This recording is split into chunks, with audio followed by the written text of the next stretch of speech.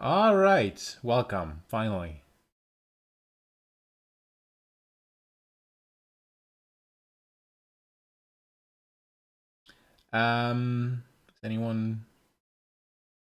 Is anyone deafened or muted or what have you? Is that a thing? See, I'm not. I'm saying I should figure out Twitch for next time. I'm new to Discord too. I've only used it for communication with like two individuals before this. I'm a Skype guy,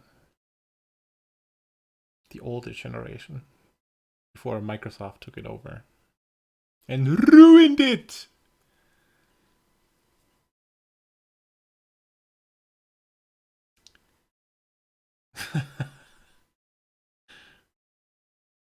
Does that out me as someone over 30? All right.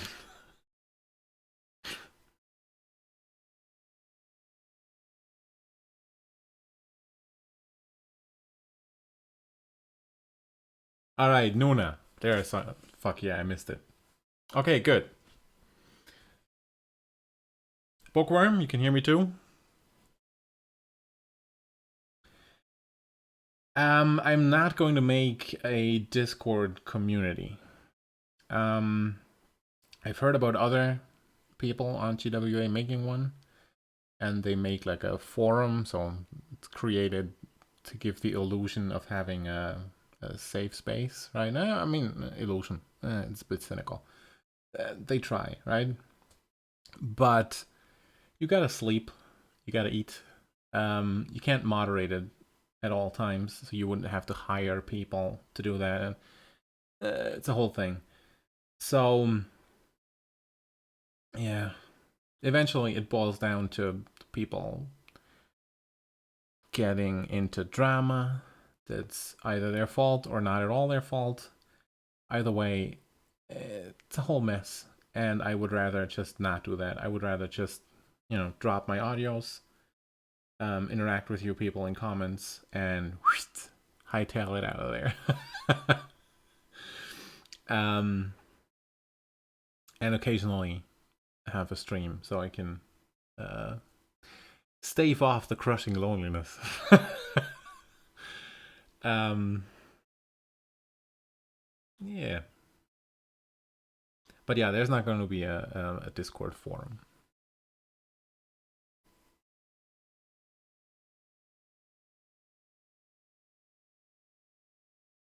I think I don't even know if there is a max number for Skype, but I think it breaks down after like five because performance is not it's not terribly optimized in Skype. Um, but I still have like relationships on there. Um, and it's kind of surreal that with some of these people, there's a record basically of the whole relationship, right? So tossing that and moving on to a different program, even if it's better optimized, kind of like a certain break.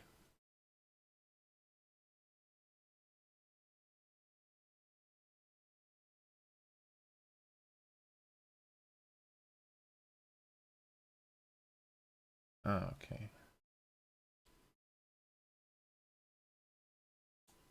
Mm.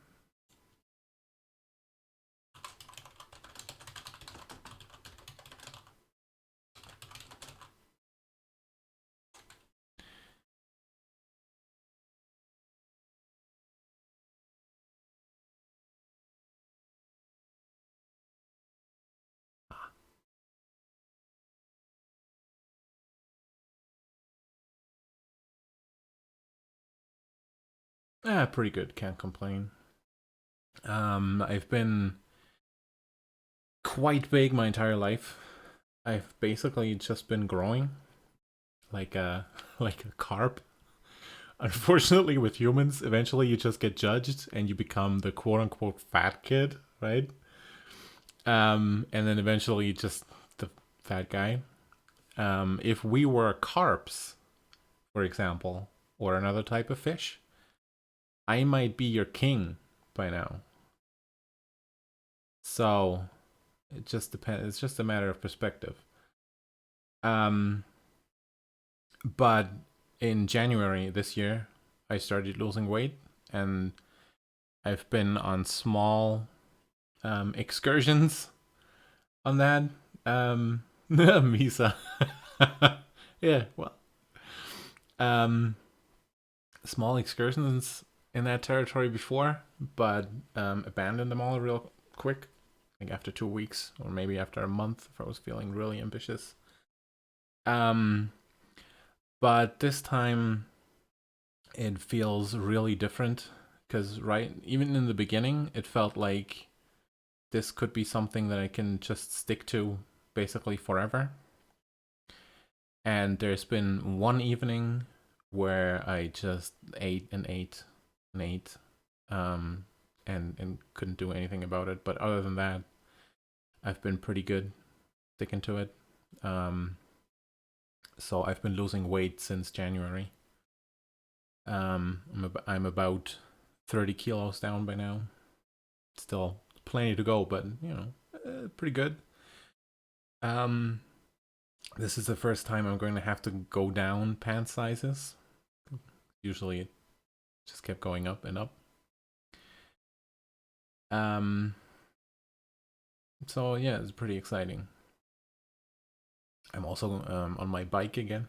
I have a bike that's rated for fat people, and I'm enjoying that a lot. I was worried I might only be able to use it late summer, weight-wise, but got on it and squeaked it all because of the saddle, the springs in the saddle, but no stability issues. So yeah, so I've been biking.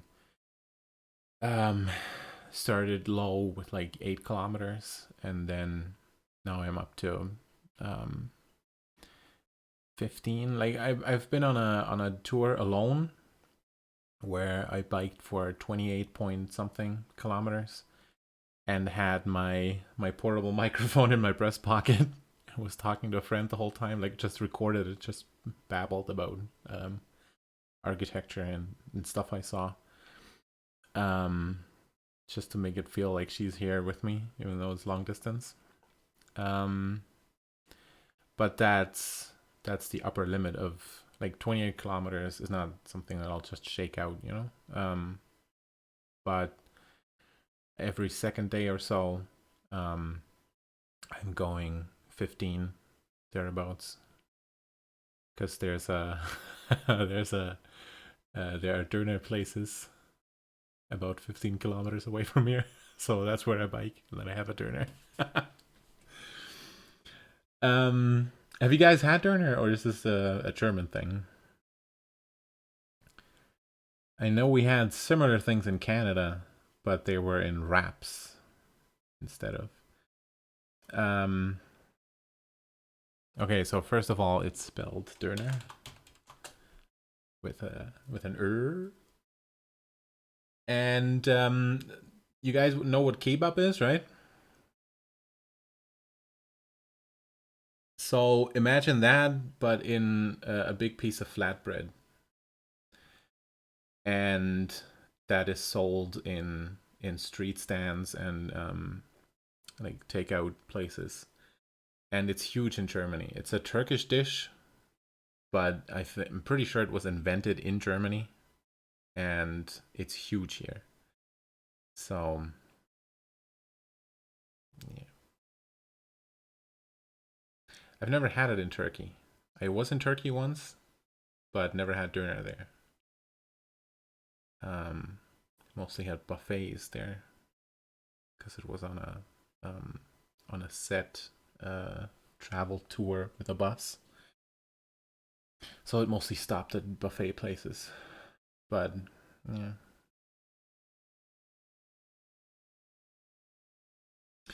All right, so since we can't do games, um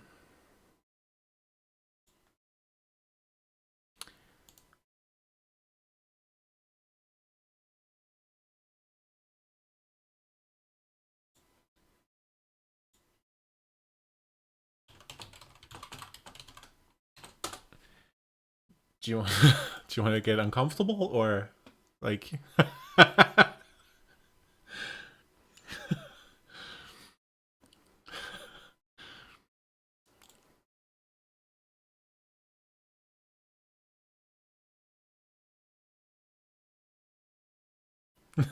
Always. Okay. Um, we could read the General Order number 3. Who's down?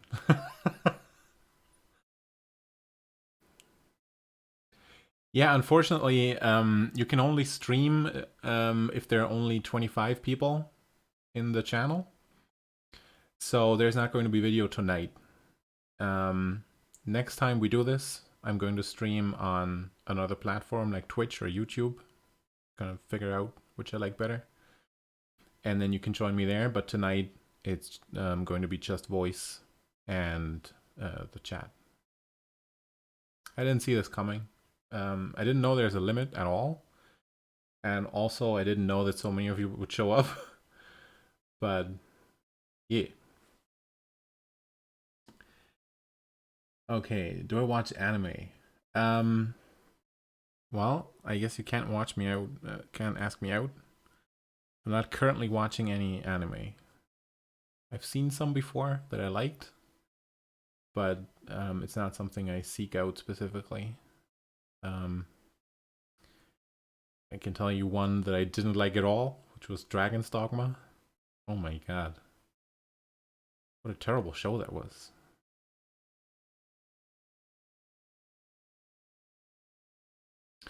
Alexis Fire, put a pin in this, and paste it back to me. I'll get back to it because I have the General Order number 3 open right now, and it's Juneteenth tonight, right?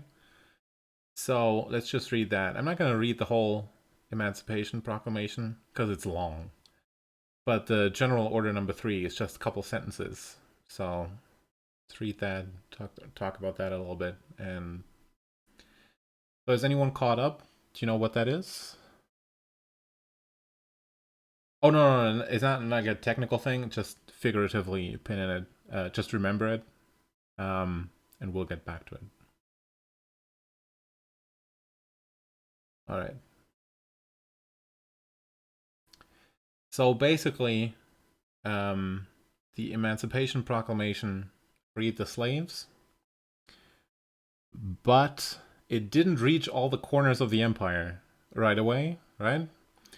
And there was an order called General Order number 3, which was to tell the people of Galveston, Texas, that the slaves there would be freed, and that's, I think, the last group that were freed, and that's why that date is so significant. So the order reads as follows. The people of Texas are informed that, in accordance with a proclamation by the Executive of the United States, all slaves are free. This involves an absolute equality of personal rights and rights of property between former masters and slaves, and the connection heretofore existing between them becomes that between employer and hired labor. So that's already, on the one hand, obviously it's great because it's an end to slavery, but on the other hand, it's a little iffy.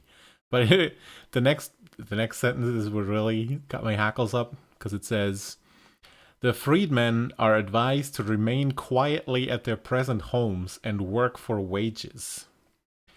They are informed that they will not be allowed to collect at military posts. All right, gotta make a pause here. It's like they were just freed from slavery, right? It wasn't like an unfair working condition. It was outright slavery. So if this was the result of a union negotiation, right? Slave union negotiated better, I don't know, workers' protections, right? Then it would make sense to say, all right, so just stay in these people's employ and we'll figure it out. We'll figure out how to go from here. But it's slavery. It's crazy. So the last sentence is then, and that they are informed that they will not be allowed to collect at military posts, and that they will not be supported in idleness, either there or elsewhere. What the fuck? So basically, they're saying, all right, so we ended slavery, now get a job. How about, like, go on vacation, we'll pay for it. You've just been slaves, you know? Like, a few years ago in Austria, there were not one but two kidnapping cases. In one, an 11-year-old girl was kidnapped by a guy and held until she was almost 19, and then she could make her escape. So, and he kept her in a little room underground, and raped her. And the other case is a guy called Josef Fritzl, who held his own daughter in a basement home. Yes, Natascha Kampusch. Fritzl held her daughter in a basement room, raped her, had 7 children with her, and eventually that came out, and she, like the children, managed to escape because he gave himself up. So imagine Natascha Kampusch comes out of the bunker and says, I've just been locked up, been raped quite a lot. It's been rather annoying. Where do I go from here? And the response is, get a job right away. You'll not be supported in idleness, either here or elsewhere. That just doesn't read right, does it? Because it shows that they don't understand at all what these people have been through.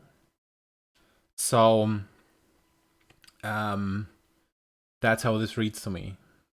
And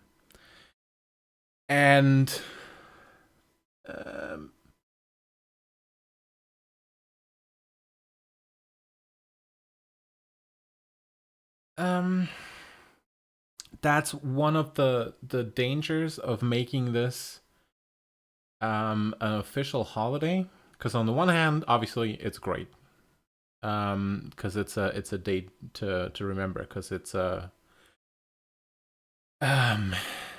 important milestone on the way to freedom. Not that we're there, but it's an important milestone on the way there. The problem is that at the time when you read this order, it feels a lot like the people who wrote this kind of think, all right, so slavery is over now. Perfect, it's all done. There's now absolute equality of personal rights. And also get a job, because we also need jobs, right? But there's no acknowledgement of what happened and of what inequality is still in place. And I think that if you make this a holiday and basically just tell children, oh, so this is the day where we celebrate where the slaves were freed, then all they'll know is, all right, so they're free now, right? Well, kind of. Because this isn't over. So, yeah.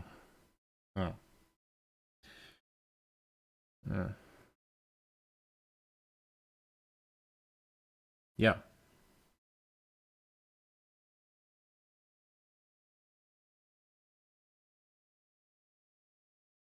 And I think that's why people get annoyed when someone says, "Oh, well, I don't see color." So I was raised to not see color. Believe in total meritocracy. On the one hand, obviously it's great that they were raised not to hate people because of their color. It's wonderful. On the other hand, if they believe of themselves, "Oh, I don't see color," they believe they're done, that their journey is over. Oh, I've been taught not to hate these people. Perfect. So I can't be a problem, right? Why would I be a problem? Um, the thing is that it requires you to read into where problems still exist. And if you think you're done, you're not going to do that work. So if you think I don't see color, and you think that's the end of it, maybe in 400 years that attitude is going to be adequate because it won't matter anymore, right? But right now, you kind of have to see color to see where there are still problems. So, all right.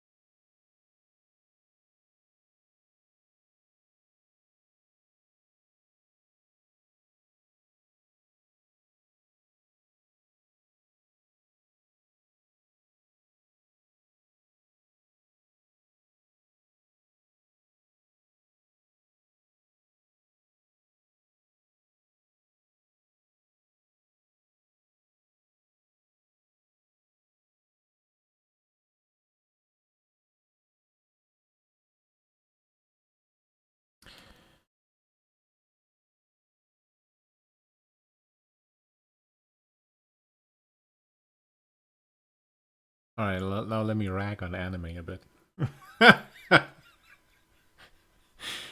um, Stupid Dragon's Dogma. Why? What happened there? I don't know if many of you have seen it. Um, I've only seen it because my brother um hoisted it upon me. Um, See, there was a role playing game for the Xbox 360. I'm pretty sure it also came out on PlayStation. I don't know. I had it on the 360. And it's called Dragon's Dogma. And what it was it was a so-called Western RPG, but made by an Eastern developer. So it brought a new perspective to the genre. It had a whole bunch of stuff in it that you don't typically see in games. For example, nights were really dark and dangerous, so you had to sort of, like, if you ventured out beyond the safe castle walls, you had to kind of prepare if you assumed you might be staying out overnight. So a whole bunch of little touches that made it really immersive. There was a thing. So you know how usually in a video game, if you're a tiny person and you're fighting a huge boss, basically you're dodging and rolling around his ankles and you're slashing at the ankles and whittle the health bar down. And it looks silly. Because if this guy just wore better shoes, he would basically be impervious to what you're doing. Um, so in Dragon's Dogma, what you can do is you can scale monsters. So you can just hold on to them and climb around on them, like in what's it there, Shadow of the Colossus, right? Imagine that, but you can do that with um, slightly smaller foes, like say like a Cyclops creature. You can climb around on it, and then you can't just slash his ankles, but you can climb up and you can bop him on the nose, right? And that makes a lot more sense. Feels good. It also had some small touches in it that I don't think anyone noticed. I don't know why, because they're fucking brilliant. There are skeletons in it, and the skeletons animations have a lower frame rate than the game. And this isn't true for animations for any other creature. The other creatures animate just fine. but the skeletons are a bit stuttery. And so it looks like they're made with stop motion, like the skeletons in an old-timey movie, right? Sorry, Rose, you're not supposed to see me. Like, not you specifically, no one. Because we had technical issues where the camera can't be turned on or we can't have as many people in the room. So, you can hear me, but next time we do this, it's going to be on a different platform, like Twitch or YouTube, and then you can see at least the game, most likely also me. Unless, I slip in something and turn invisible.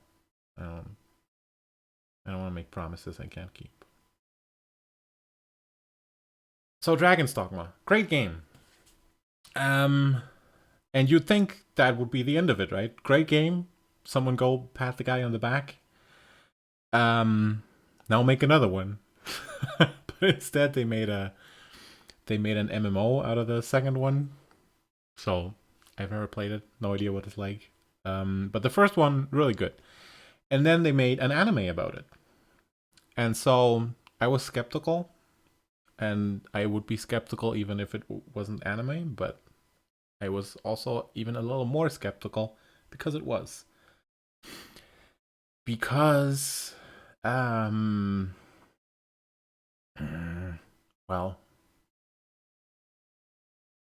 there's a lot of stuff concerning gender that's fucked up in a lot of anime. Not in every anime, obviously, but in enough of them where you hear, oh, a game I really liked was adapted into an anime. Oh, then you have to be a little skeptical. So yeah, and this show just was terrible in this regard. So the main character is a guy, and his wife and child get murdered in the first episode because female characters don't really matter, right? Except as motivator for the guy. So the wife didn't have a character beyond being a wife. So she was all wholesome and wifey, like cooked and stuff. Like literally cooked, nothing else. And then Dragon came by and killed her. And it wasn't enough to just kill her brutally. Yeah, so the guy then goes to take revenge, right? And he sees visions of his wife, and the wife says, "Oh, you should let go of your anger." And that pissed me off because knowing my girlfriend, for example, at the time, right? If a dragon had killed her and she had the ability to show up in a vision, she would A, help me jerk off at a campfire, hopefully, and B, not tell me to let go of my anger. She would be like, look, watch out that you're safe. I don't want anything to happen to you, but get this fucking bastard. Not only did he obliterate me, also obliterated our slightly annoying child, right? Get him. So why isn't this woman doing that? And the reason is because the good woman is obviously the one who's like emotional and is like, oh, you gotta be peaceful and you gotta let go of your anger. Ugh. So we watched and then watched another episode because we thought, maybe it's a one-off, and maybe this was just needed to get the ball rolling. And if you're going to waste the character anyway after an episode, maybe you don't have to develop her. I don't know. So we watched another, and then in the third episode, I think, basically he meets a couple, and she has huge tits and basically is coded for the viewer to understand, okay, this person is crazy hot. Even if you don't find it such, you look and you go, I get what they're going for there. And the guy that she was traveling with was kind of meek. Fair enough. But then apparently the writer was like full on immersed in insultdom because she then started cocking him with everyone else in the party, everyone who's manlier, right? So, all these sword fighting dudes, I gotta get with them, right? So she throws herself at all of them, and then, in addition, berates the guy that she's with. So that's not how a human person acts. So even if she wanted to get with the main character, because obviously the main character is a lot sexier and the sword is bigger, right? I get it. A person would be a little diplomatic with their current spouse, right? Be like, hey, maybe we can think about opening this relationship up a little bit. Just give it a try, or like, you engage in a little diplomacy there, but not this broad. So obviously something bad had to happen to her because you can't have a woman running around cucking people because that's downright evil. So goblins showed up and raped her. Yeah. So I have no problems with goblin rape. Believe you me. If there's anyone who's down with goblin rape, it's me. Don't take this out of context. Like fictional goblin rape. Don't like bring real goblins into this. Also, don't rape goblins. I mean, you know. So yeah, so the goblin's raper, and there are two ways you can film a rape scene. You can film a rape scene like it's kind of hot what's happening there, right? So if you make a 70s movie about a convent full of lesbians, and the headmistress rapes someone, then you want to film that with like warm light and to show off the softness of their bodies, right? And you get a little saxophone music going, sexophone, as I like to call it.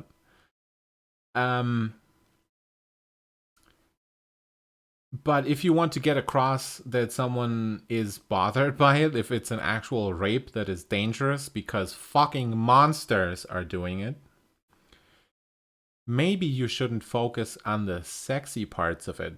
Maybe you should focus on how horrifying this is. So the way to do that, for example, would be instead of filming her titties flopping around and her moaning a little when the goblin rapes her, maybe instead show this scene from her point of view and show like a gross goblin bobbing around on top of her, right? That's what, like, make it creepy for the viewer too, and don't make the viewer basically side with the goblin and be like, oh my god, look at her.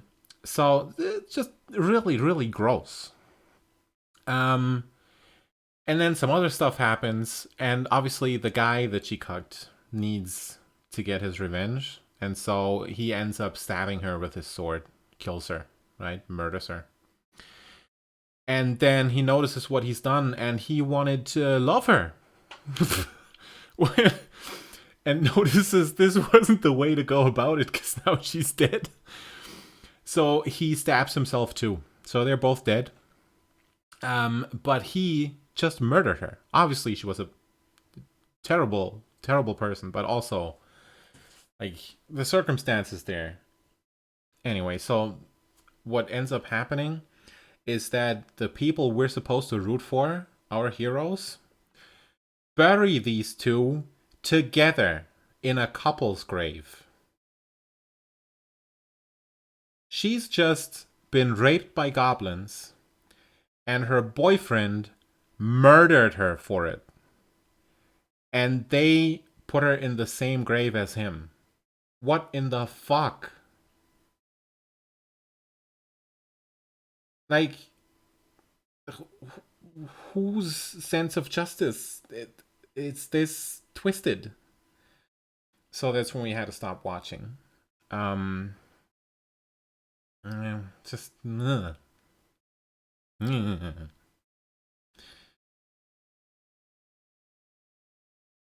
I've seen good anime too, though. I don't want to say that it's all bad, but you know, like this is just. Ugh.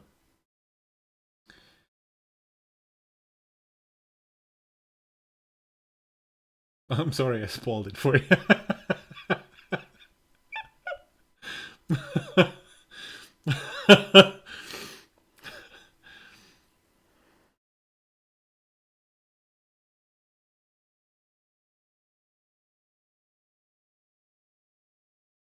If you want good goblin rape,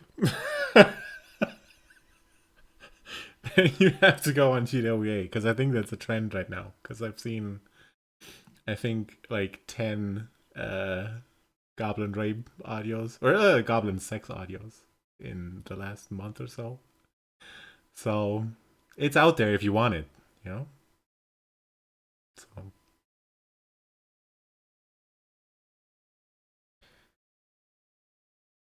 The goblins? I don't know. I don't even know if they have sweat glands. They are described as having a foul stench, but I don't know where that comes from. Could be sweat, could be something else. Could be their diet.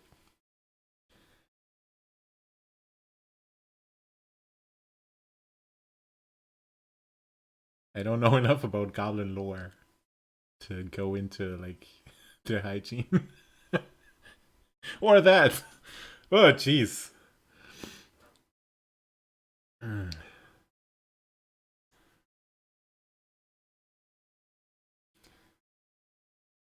So now that we're at goblin sex, do you want to segue to GWA? Talk about that a little.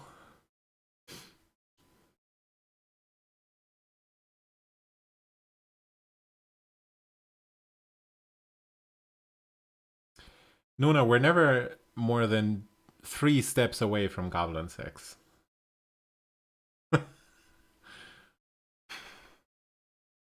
Yes, Alexis, your question. Go ahead.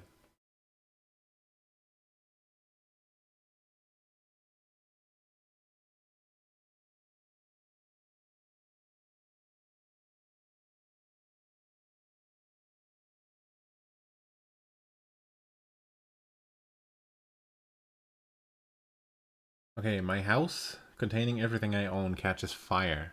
After saving your loved ones and pets, you have time to safely make a final dash to save any one item. What would it be and why? It would be this Mac. Oh no, hold on. No, it wouldn't be. So this Mac I got from my girlfriend at the time, and I was going to say that because, first of all, it's a great machine, and also I love her, and but I would probably rather grab one of my hard disks because I have a folder of all my photos from the last 10 years saved on there, so vacations and stuff. And you can replace a computer, but you can't replace all these photos. I have them saved on 4 different physical hard disks just to make absolutely sure they don't get lost. So I would grab those. I was going to say the Mac because I thought I had them on here too, but I had to take him down from here because of space. But I would grab a hard disk. Yeah. Favorite memory of a vacation? Unless sex counts, then it would be watching my girlfriend at the time play with a tank, because we were at a tech museum and they had a real life World War II tank with a glass box around it so you can see it, but no one would stick their hands in the tracks or what have you. And then they had a little console in front of it with buttons and levers, and you could use those to control the tank. So you could push a lever forward, and the tracks would go, and you could push another lever, and you could control the turret. And there were a couple of buttons where you couldn't fire the tank because it's inside of a museum, and you don't want people to blast away a family of 4. But if you pressed it, it played the sound of the tank firing. And so my girlfriend at the time, she's a history teacher, so she has an interest in World War II stuff anyway, and in tanks in general. And so you had to toss in a €2 piece to get this thing going for 2 minutes. So I tossed one in, and then watching her face as she was controlling the tank and pushing the buttons, and then she yelled, "Die, Ally scum," even though she's part of the Allied forces. But it was a German tank, and she was totally immersed, you know? So yeah, watching her face controlling the tank, that would be the favorite memory.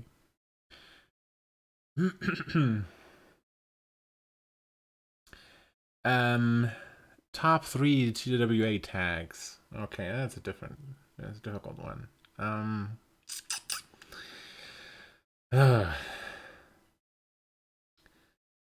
So there are tags that say a lot about an audio, and some that are really specific. Like if I say a tag like pegging, right? Then it would have to be a pegging audio. But say a tag like loving could pretty much be anything. So top 3 would depend.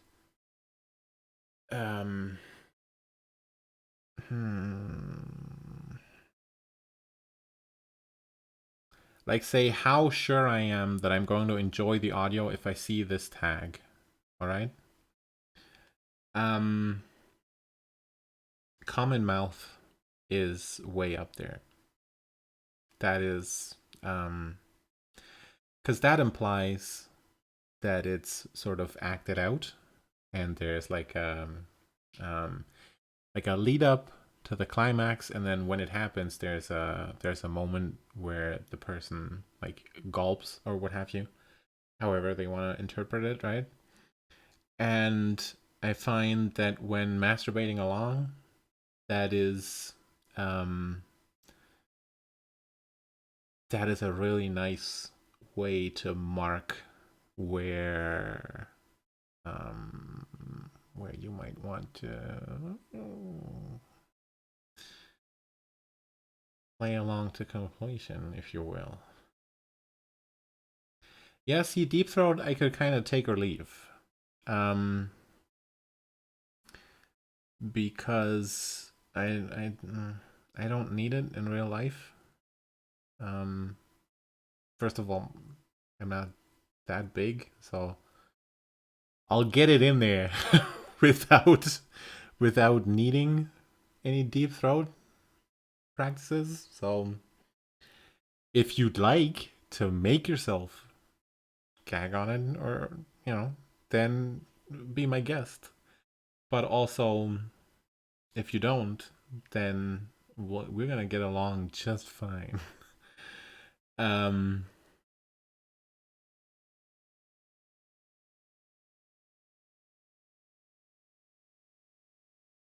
You'd be surprised how much virgins know about sex. I think there's still this conception that virgins are like full on virginal in all things. So they wear white dresses, right? And they're the maiden of the village. But nowadays, like, a virgin might have read and experienced secondhand more sex than someone who had sex earlier.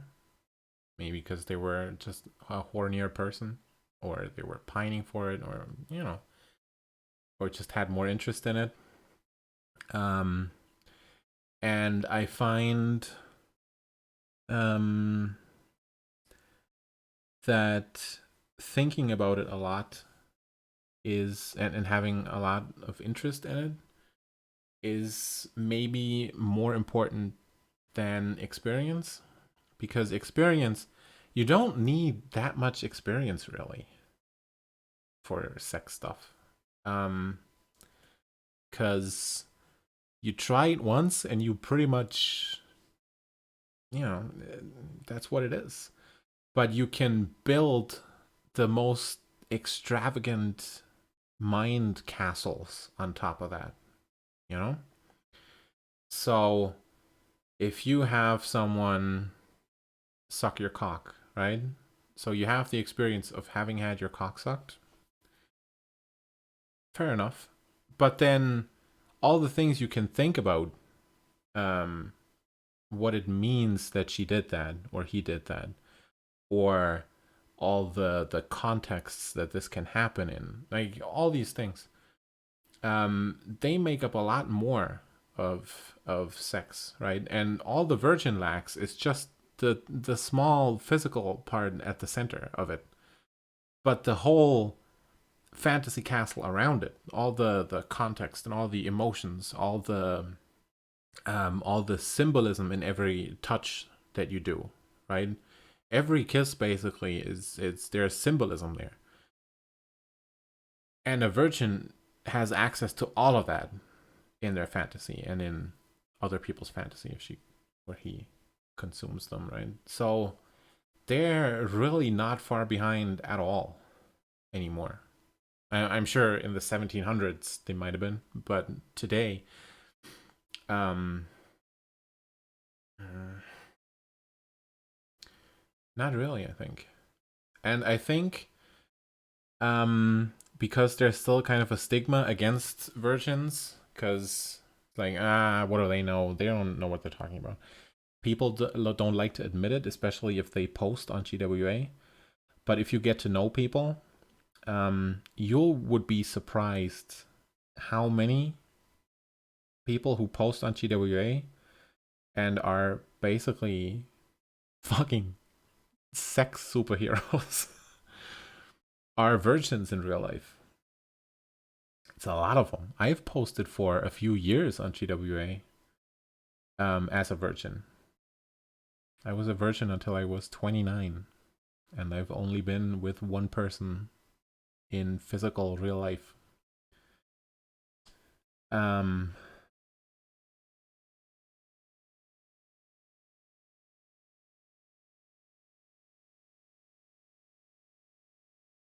Yeah, visual porn. It could be a lot better. I don't think it's necessarily a limitation of the medium. I don't know.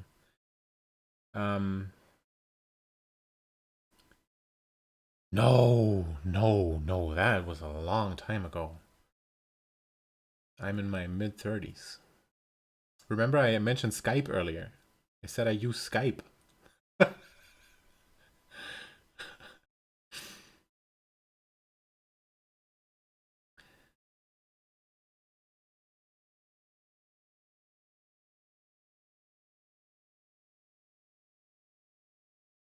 I think Hank is still around though. He's just moved to a different platform. I think he's full time doing Reddit. What I'm talking about? Patreon now, right? I'm not sure. Ah, all right.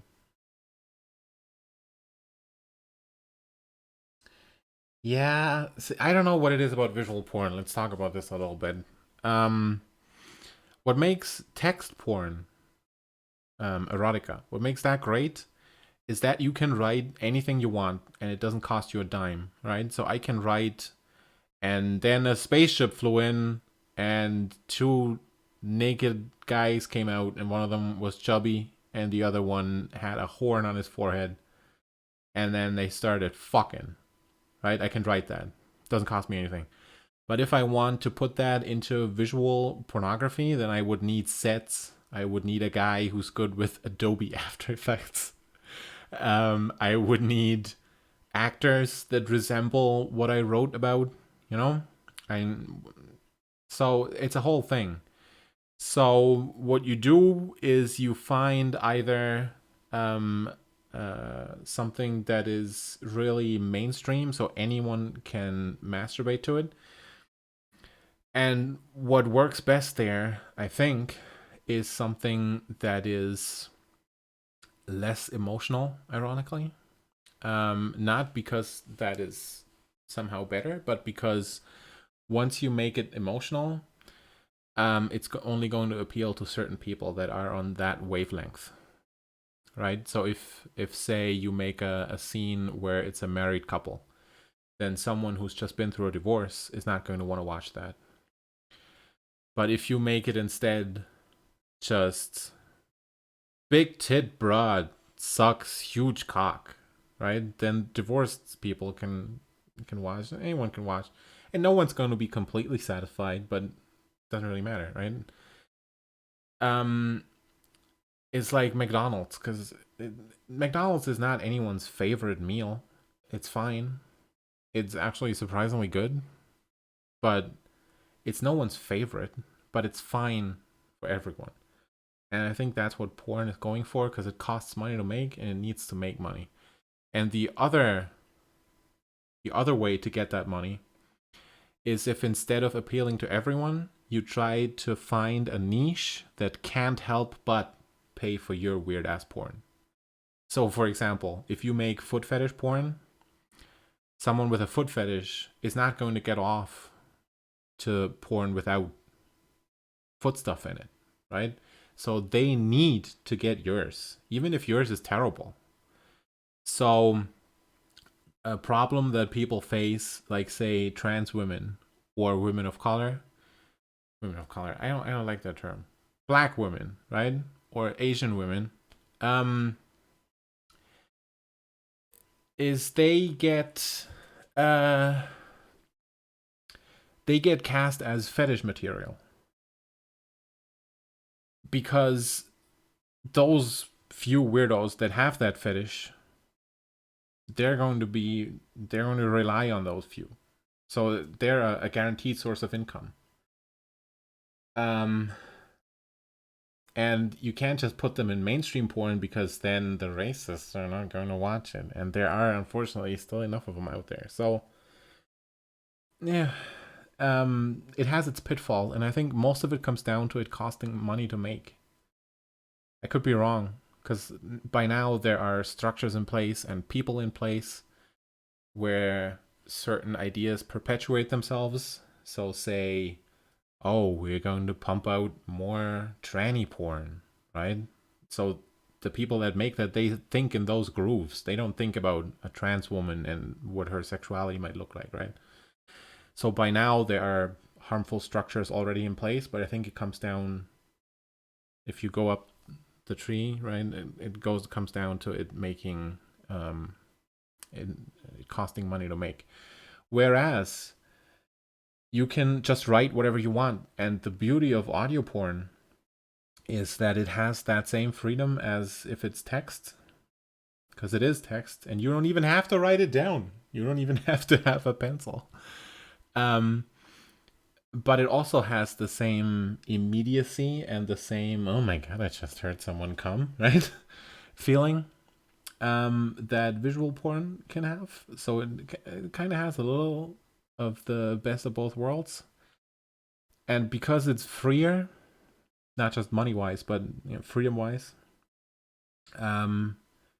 you can just have something that's just a little romance with a trans woman in it, trans woman character, or a trans guy getting it on with someone, right? Improv or write beforehand. I used to, way back in the day, I used to do a little mind map. I don't know if you've heard of mind maps. It's another thing. I'm fucking old. Mind maps, yes. Basically, you have branches. So imagine a way of making a list of bullet points, but you arrange them in a circle, more or less. And so it's easier to commit to memory. So I used to do mind maps about the story, quote unquote, of what would happen in the audio, and then I would improvise it around it.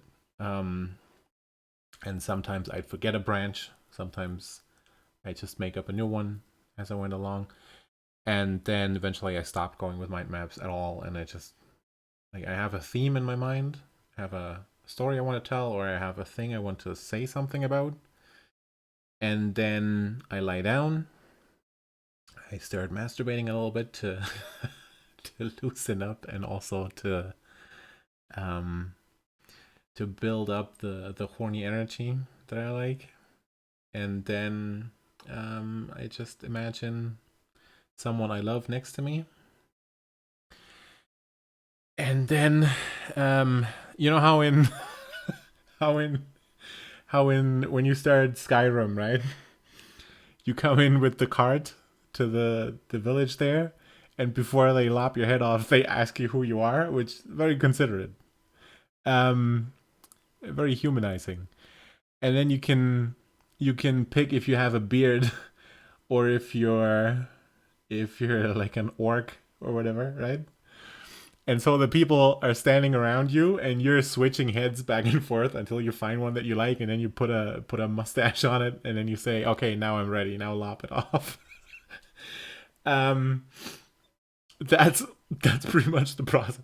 Like I imagine someone I love next to me because I want the feelings for them to be in the audio. The gentleness that I feel for them, and the feeling of wanting to be like wanting to do good for them and wanting them to feel good, right? I want those feelings to be real.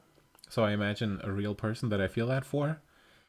And then I might switch out their body. I might just make them fat because I want to make an audio about a fat woman or a fat guy because that's been turning me on that day, you know? Or I might make them trans or whatever. Because in the end, the feelings for the person are the same, right? That's the the gooey center. So that part needs to be real, and anything else you can just imagine. And then I imagine someone next to me that looks a certain way, and I imagine fucking them. And I record it and I post it. That's the process.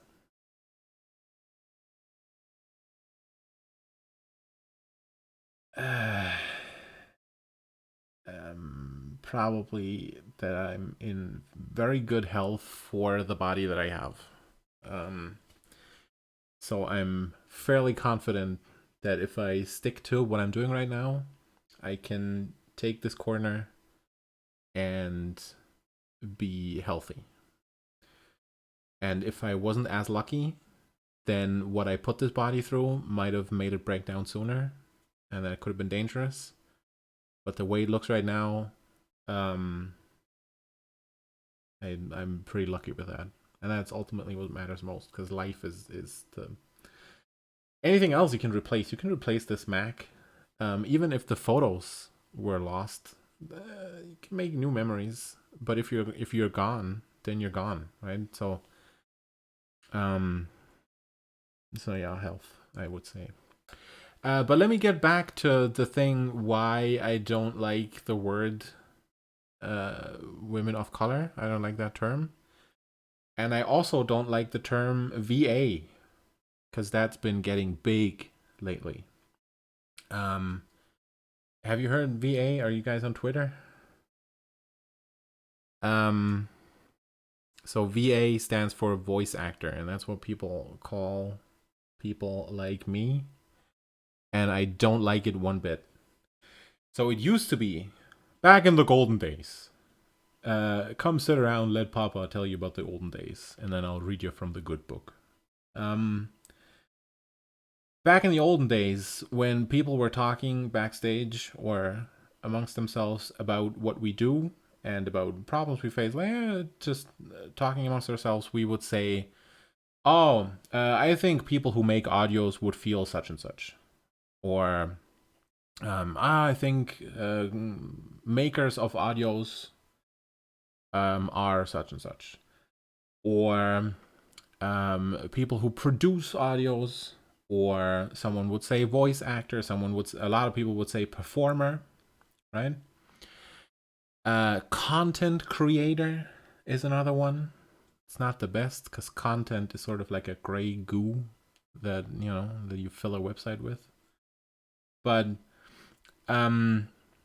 everyone had their own thing that they used to say, and I liked that people were a little uncomfortable and had to think for half a second about how to phrase what they were going to say, because that uncertainty made it so they thought about it, right? So they thought about people who make audios. So they pictured someone sitting there with a microphone, and then they thought, okay, so how do I say this?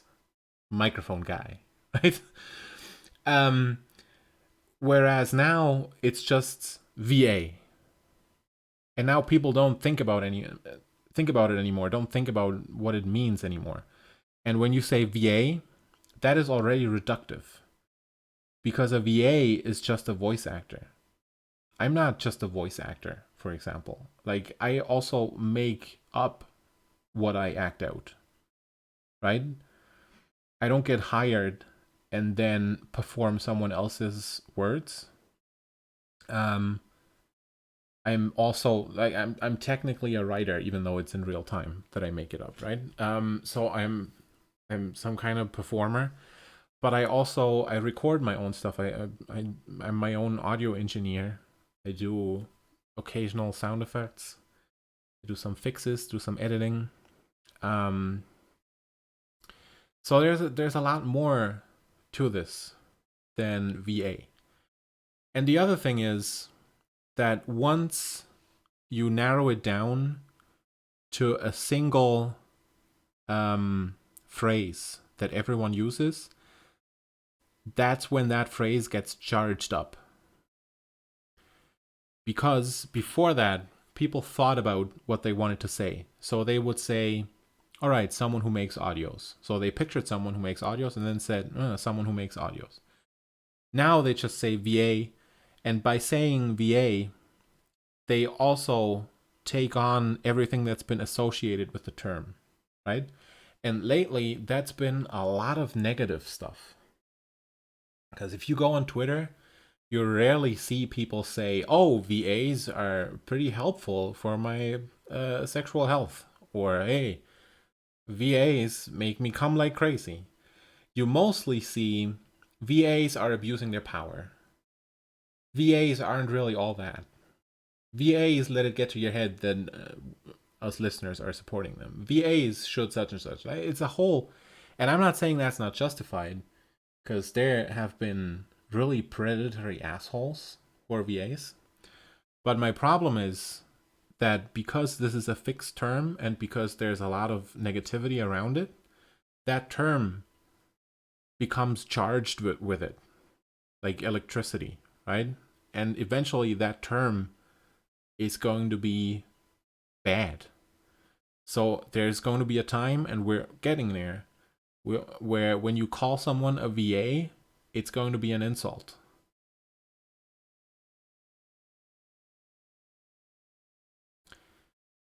And the same thing happens with terms for black people or most other groups that are oppressed.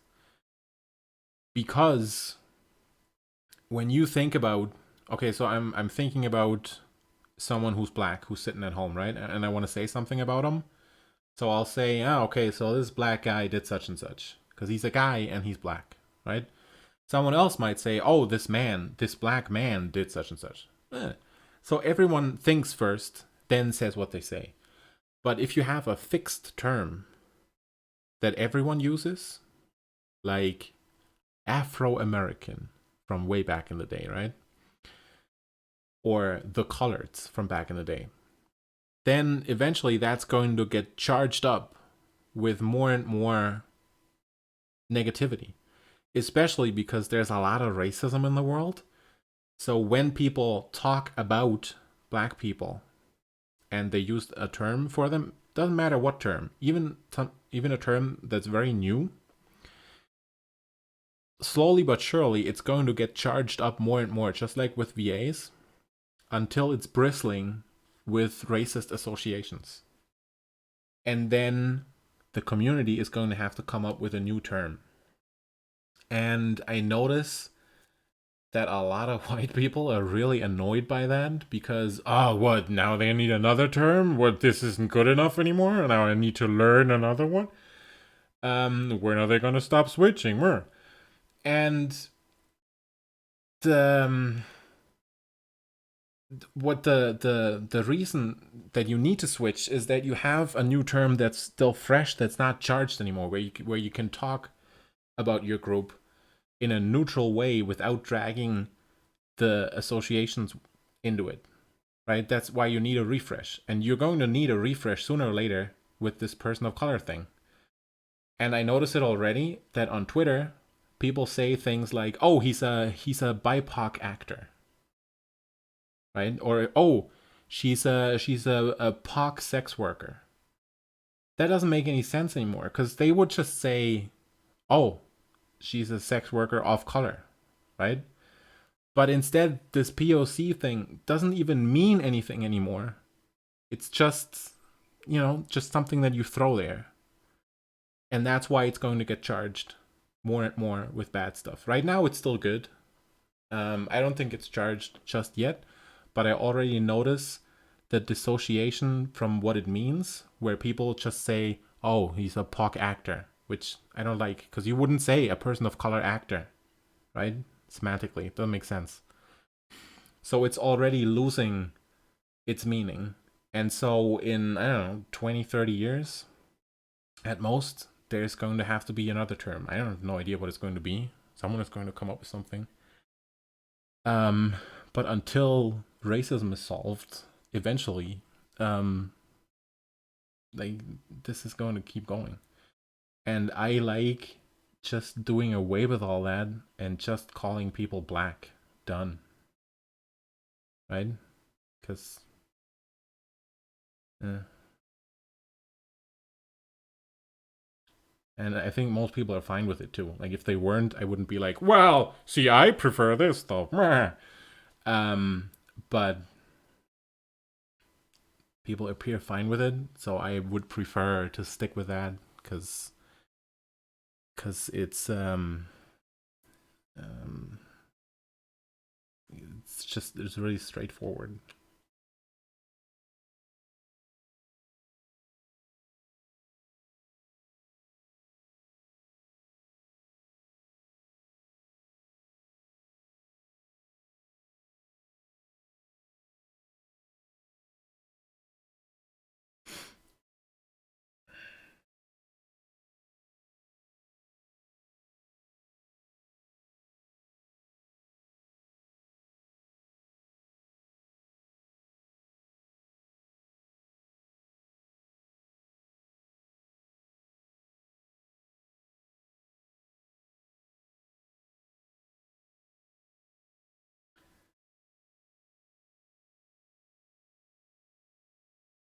I've seen a great show lately. I'm rewatching Babylon 5. There it is. A friend of mine said that the stream is going to devolve into Babylon about Babylon 5 at some point. Now I mentioned it, now we're good. No more Babylon 5 for tonight. Maybe next time. Um, I love that show, and I'm watching it again right now because I haven't seen it in a few years, and it's still great.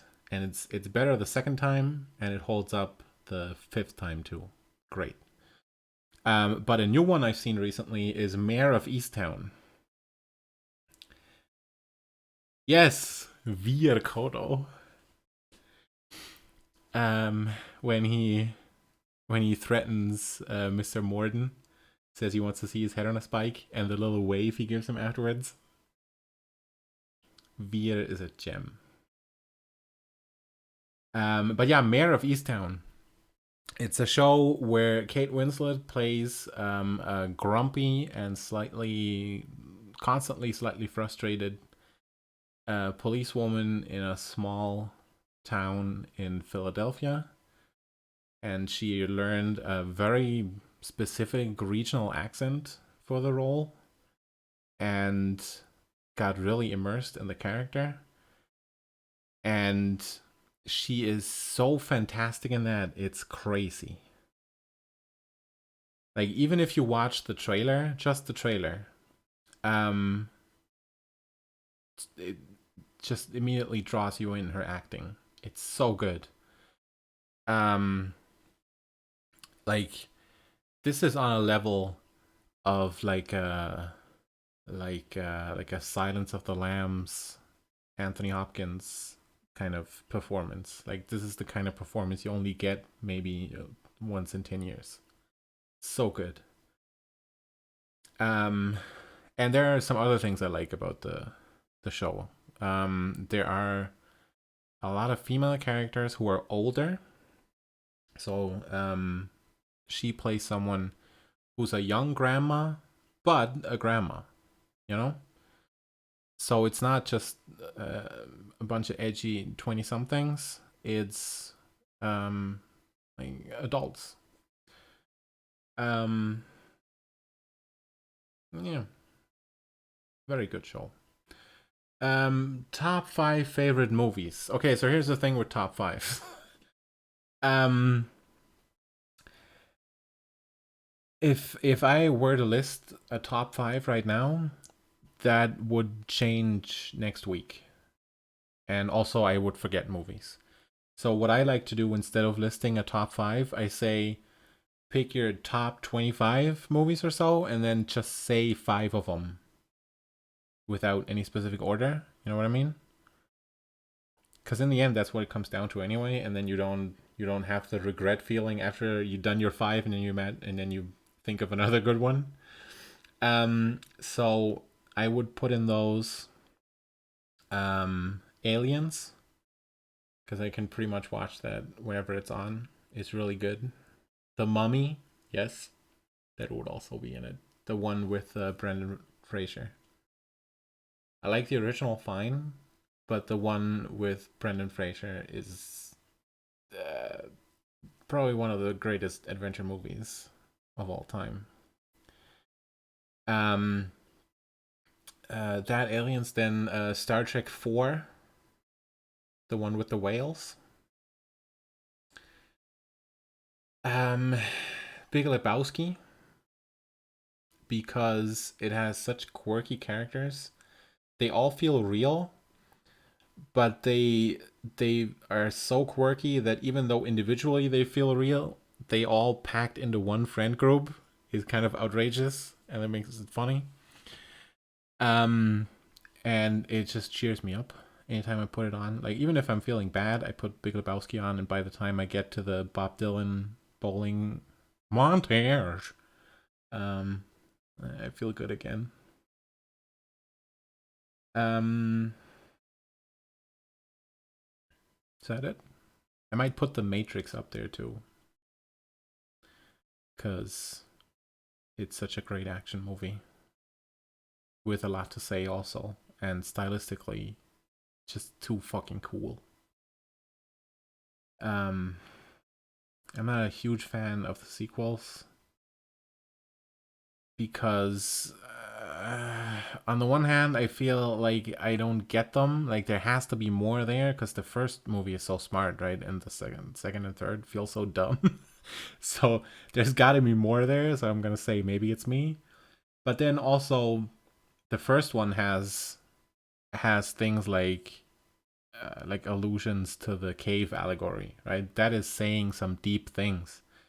And then the second one has a guy that says, "Meh, cause and effect. Meh." I was like, all right, that is, I don't know if that's interesting. So, yeah, first Matrix, though, is absolute masterpiece. Mm. Oh my god, Lord of the Rings, see. Mm. that would be one of those cases where now I have 5, but then I think of movies like The Thing or Lord of the Rings, and then okay, where am I putting those? The first Lord of the Rings, especially.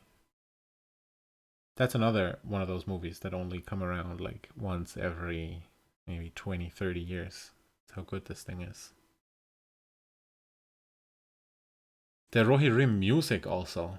Ugh, so good.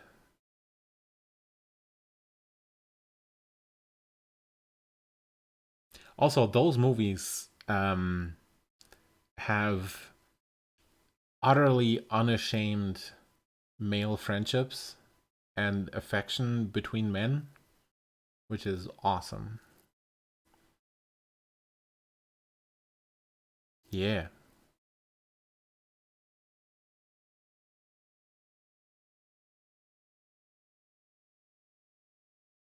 Is he though?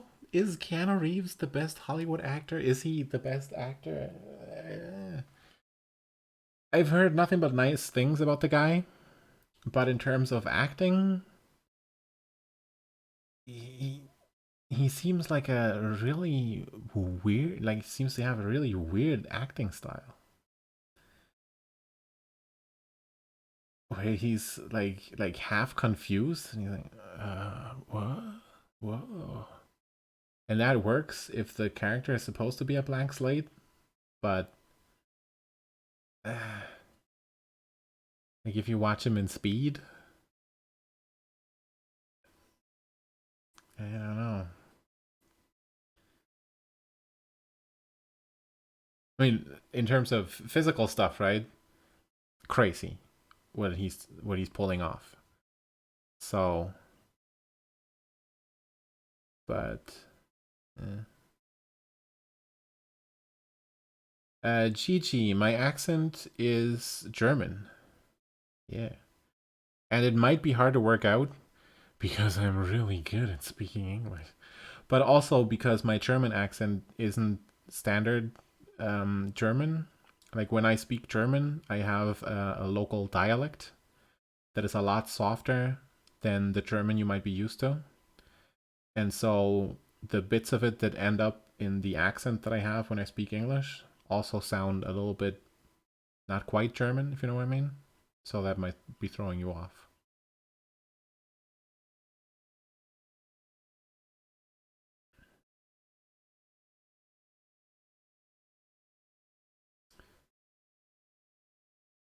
Thank you.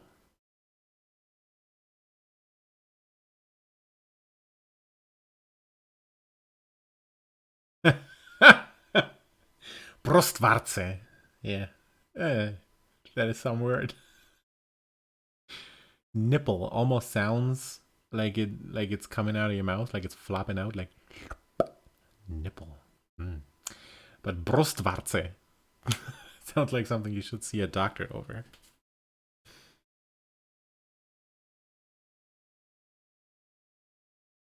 Like if you were to literally translate it, it would mean breast wart.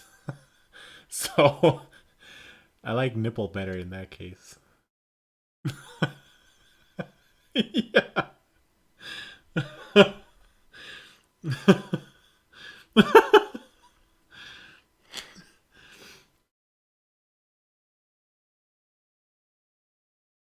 We have really beautiful words for other sex stuff though, like the pubic mound. I like mound because it sounds round and soft, like it is. But pubic is kind of technical. But we call it Venushügel, just the Venus hill, the hill of Venus. That's beautiful.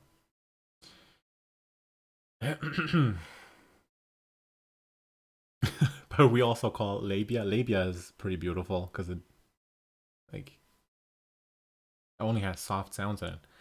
But we call it Schamlippen, which means shame lips. So don't look at it too closely. Like don't do like a feminist analysis of this because it's gonna get ugly.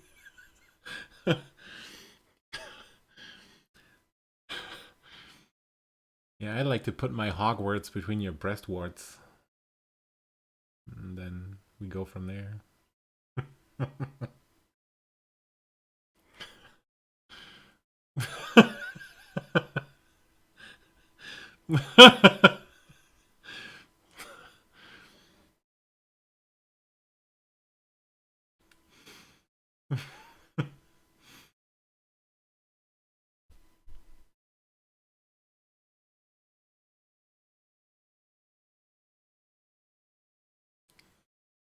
Yeah, Mons. That's just. Mons to me sounds like it could be a could be a kind of wobbly dish.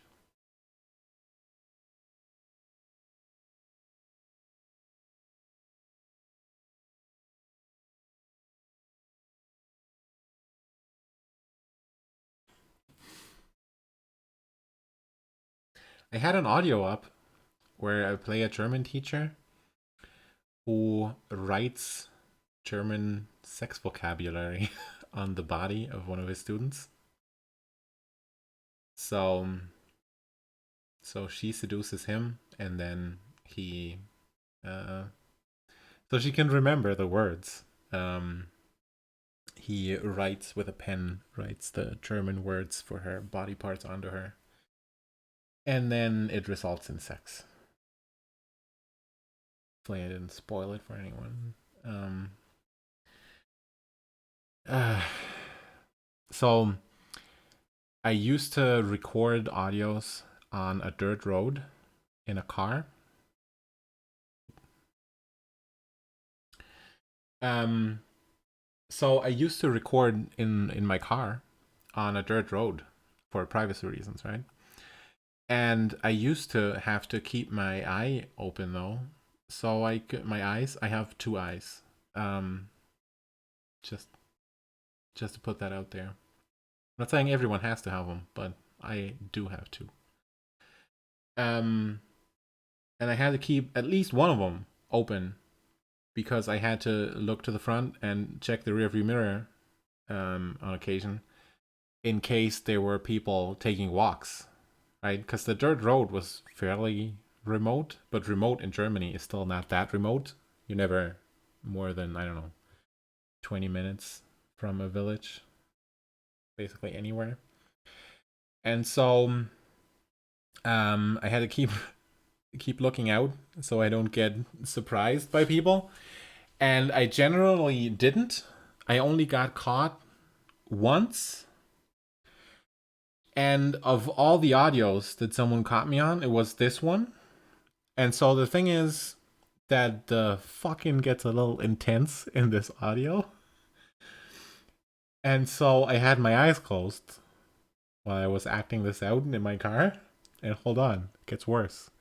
So any other audio, if someone here caught me, at least they wouldn't understand what I'm saying because it's in a different language.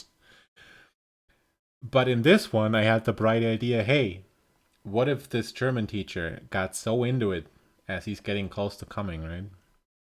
He loses all composure and he slips back into German and he just says German dirty stuff to her. So so basically I'm saying in German that I'm going to spritz. I'm pretty sure spritzen was mentioned, so I'm gonna squirt in her and fairly explicit things. So I'm in my car and I'm yelling this, right? Um, and then I open my eyes and I see in my side view mirror, I see an old Bavarian farmer as he's half in the process of turning around because he walked up and he wanted to walk past the car and he heard that and was polite enough to just be like, oh, all right then, just turn around and walk back. So so I waited 2 minutes and then finished and then drove home. Um but yeah, so if you want to listen to that audio, it is still up on Soundcastle. Knock yourselves out. Um but yeah, that's the only time um that I know of. um, yeah.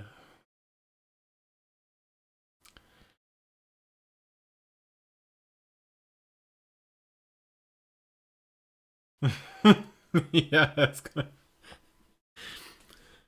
It would have been even funnier if he had been walking forward and then when he heard, just started walking backward, but still facing the same direction, you know. But he, but he turned around.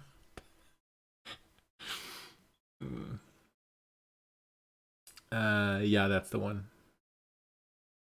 Yep. Um, the older the audio is, the more accent you can still hear, also, which works well for this one because it's supposed to be a German teacher. Um, but that wasn't put on for the audio. It's just because my accent was like that back then.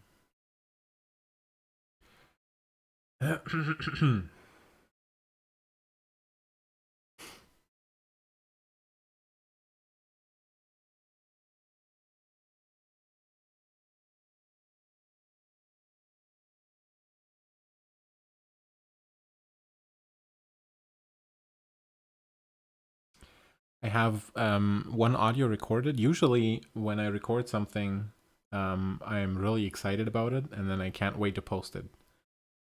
And there are better ways and worse, like better times and worse times to post. So generally, I wait until my evening, and then I post it. Or if it already is that evening, then I just post it, right? So, um, no, I am in German. I'm doing this because most of you are probably in the US, right? So that's why um, I'm up in the middle of the night. Also, my bestest friend, former girlfriend, is in Canada. So I'm used to being up around this time. So it's fine. Don't even worry about it.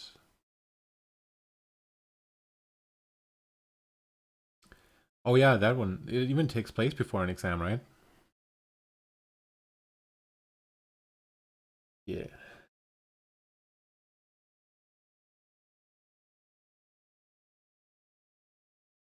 What was I saying? I was saying something. Oh, yeah. Um. Okay, good night, Alexis. Sweet dreams. Um. So usually I just post them. I don't wait too long. I don't usually wait days.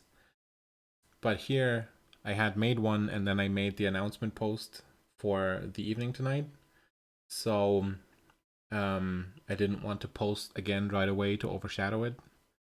And then by the time I thought, I guess I could post it now, I had made another one. I had made the pegging one, and then I was so excited about that one because I just made it, and I was still sweaty from making it when I feverishly typed the post, right?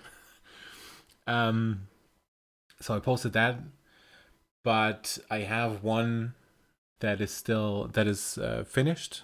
That's just sitting here that I'm going to post in a few days.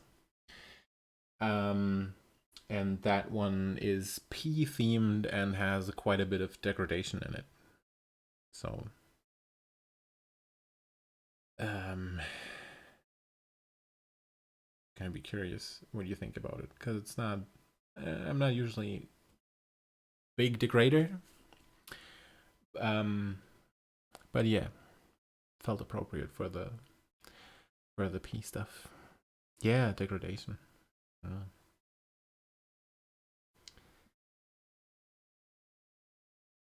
A problem I have with degradation stuff is that I don't know who's going to listen.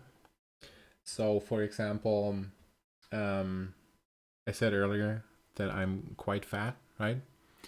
And so I sometimes have phases where I think it would be really hot to get degraded for it.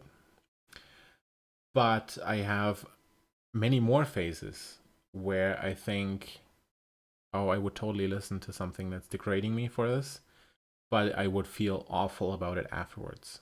Like some sort of emotional masochism, you know? And even though you can tag stuff, so someone wouldn't accidentally click on it. I feel like if I were to put something out where I'm degrading someone for, say, being fat, even if there's aftercare, um,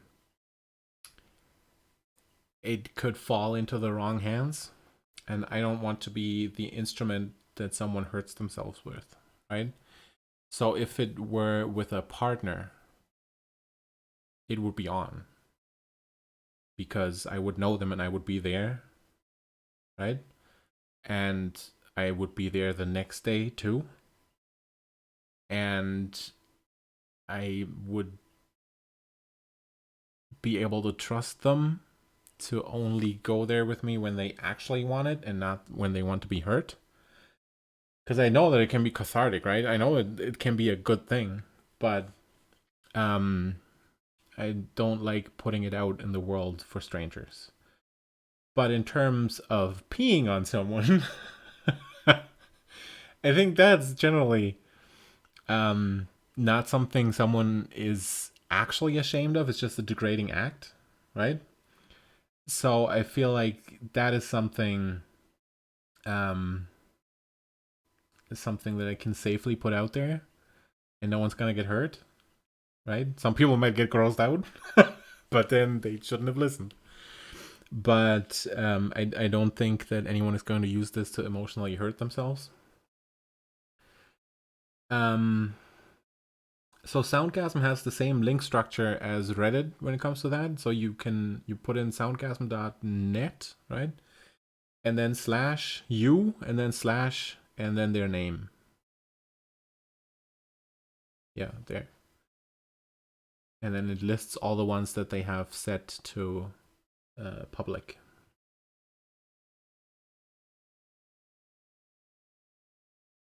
Yeah, the physical degradation thing, you would have to know someone, I think.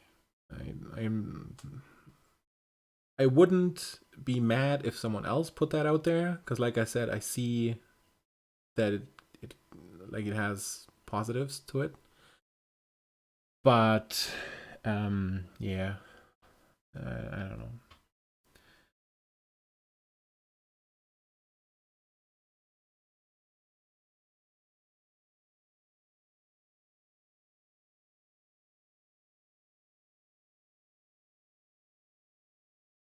It's the same with race play.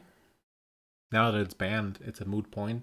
But before that, when it was still allowed, I think there is something to it where you can let your guard down and you don't have to look for, like, you don't have to read every interaction you have and look for danger that might actually exist, because you don't know who's thinking what about you, right? So you can drop this vigilance and just let someone outright degrade you and wallow in it for a bit, and then afterwards you can come back to it, and you know that this person doesn't think that about you, right? So it can be a cathartic, beautiful experience. But if you put that out there and it falls in the wrong hands, it's bad. Also, I feel like a lot of people who engage in this don't really have the full and I'm not saying I do, but like I think a lot of people who engage in this don't they're not nuanced enough to actually do it where they are fully distanced from what they're saying. And if you do, like, you know how some people say, oh, I am into impact play, right? I don't get that, because there's an actual impact. It's not an impact play. I'm not making that up, right? There is actually an impact. If I slap your butt, that's an impact. But I get what they're saying, because it's not actual abuse. It's just play, right? So if you say rape play, for example, I'm not actually raping anybody. We're just playing around with the theme of it. So the play thing. But then with race play, like with impact play, if you actually feel what you're saying at all on any level, then it's not actually play, right? If you're degrading someone who you think should be lower than you on any level, it's not play. And a lot of play misogyny, for example, that we have on GWA, is not as critically examined by the people who engage in it as it should be. And so I don't think it's fully safe play, doubly underlined. It's more misogyny in a space where you don't get judged for it, you know? So it's safer for the person doing it than the person receiving it, I feel. And with race, I think it might be even worse. So, well, I don't know if it's worse, because it's pretty bad with misogyny too. We're just not as critical of it. We kind of take it for granted. So yeah, it's a bit iffy to put that out there in public. But the P thing, that is just gross fun. I think harmless gross fun.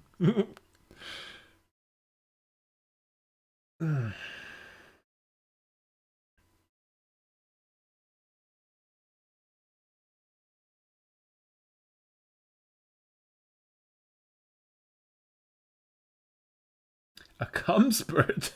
What? What audio was that? I remember one time that I was listening back and I heard a cum spurt, and I thought, what the what? How did that what? And apparently,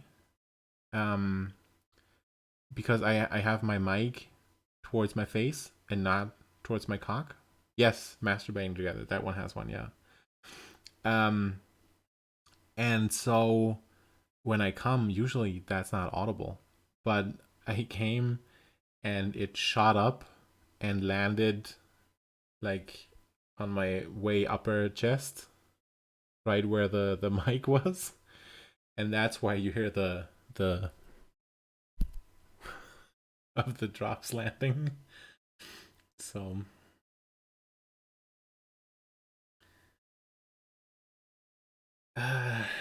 most dramatic thing I've ever done.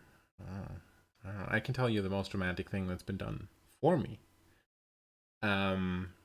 When I was going by plane to Canada, I had a stop in between in Toronto because it's an international airport, and then from there, I was going to take another plane to where I was actually going. And my girlfriend at the time knew that this was the first time I would be on a plane, and also that I had bought 2 seats because I'm fat and I didn't want the judgment. So I was bracing for feeling anxious, right? So I'm sitting in Toronto at the gate, and I'm waiting for my connecting flight. And then all of a sudden, someone touches me from behind and says, "Welcome to Canada, Daddy." And it turned out that she spent the day in Toronto because it was her birthday. So she was in a restaurant and a museum, made herself a nice day, and then took the same plane home that I would be on, so we could fly together. So I'd say that would be it. And in the morning, before I got on my flight, I had called her up, and she was sitting on Skype with her robe on, and I thought, all right, so she just has the robe on, right? Because it's the middle of the night for her. And she just got up to say, well, safe flight and such. And then later she told me that she was sitting there fully clothed, but with the robe over everything. And as soon as I hung up to drive to my airport, she leapt out the door because she had a taxi waiting that would take her to the airport too, to go to Toronto to pick me up there later. So I would say that that would count. Yeah.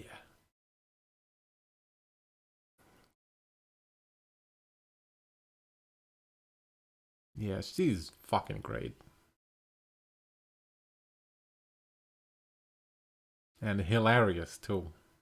Like, you know how there's sometimes a debate about whether women can be funny?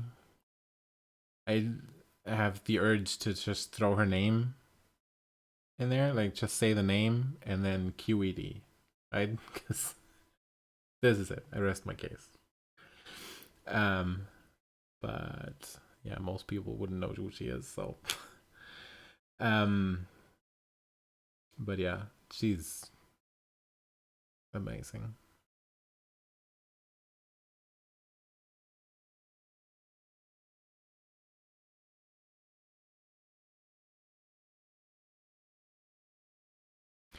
Most romantic thing I might have done is when we traveled to France. We did a World War One week basically, where we toured cemeteries of soldiers from her country and of mine who all died in France. And when we got to where we were going, she had gotten to write down the name of the hotel that we ordered.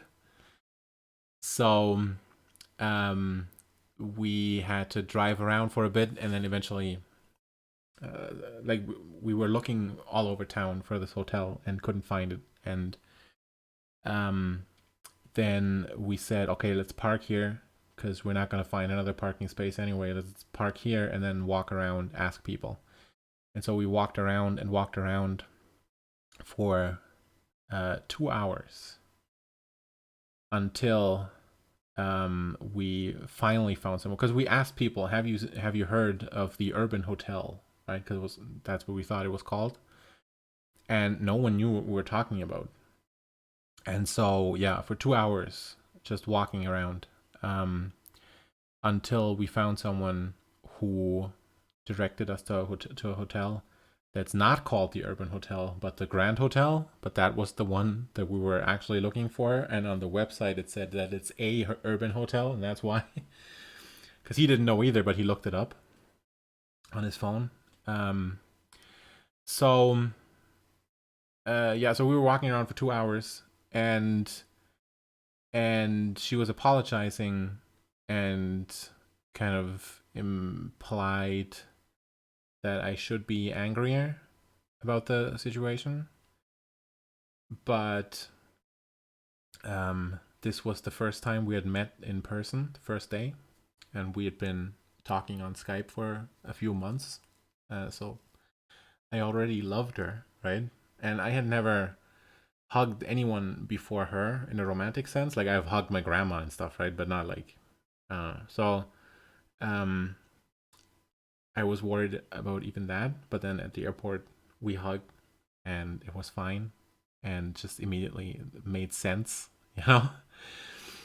Um and so there I put my arms around her and said that if she's looking for punishment, it's not gonna come from me, because I would have to have some kind of resentment for her or any kind of negative feeling. And right now, all I have in me for her is love. So we're just gonna keep walking until we find the hotel, but there's no, you know, so yeah, that might have been.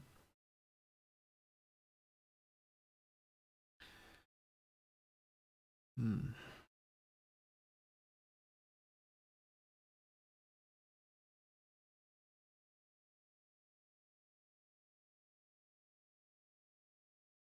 No, no, I don't. Can you meet people on Skype?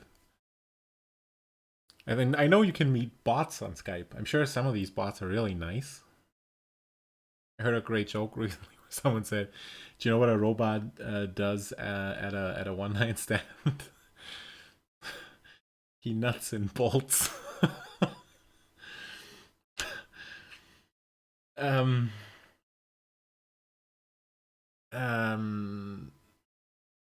we met on GWA.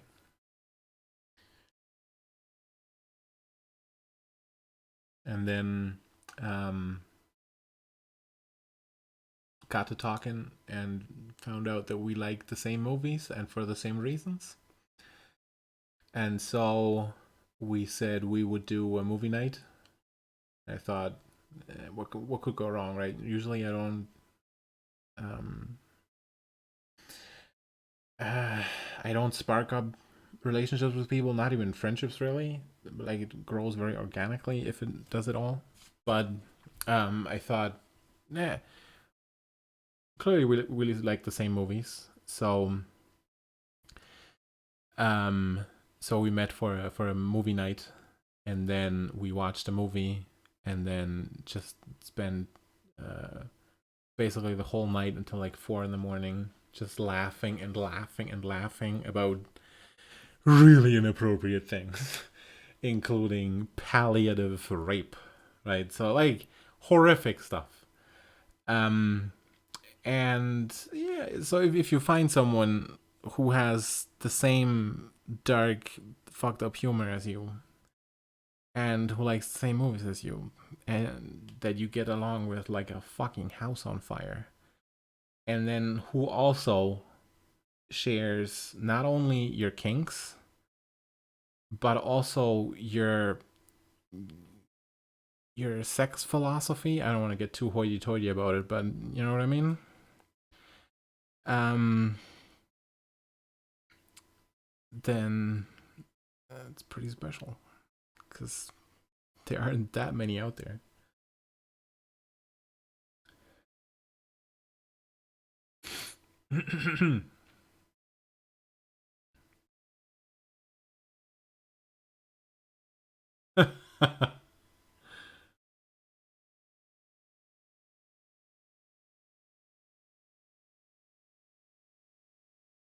You're in luck because I think most German guys speak at least passable English.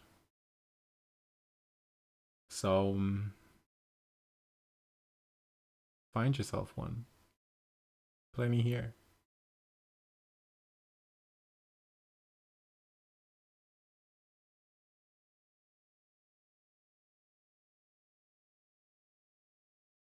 Daddy audios.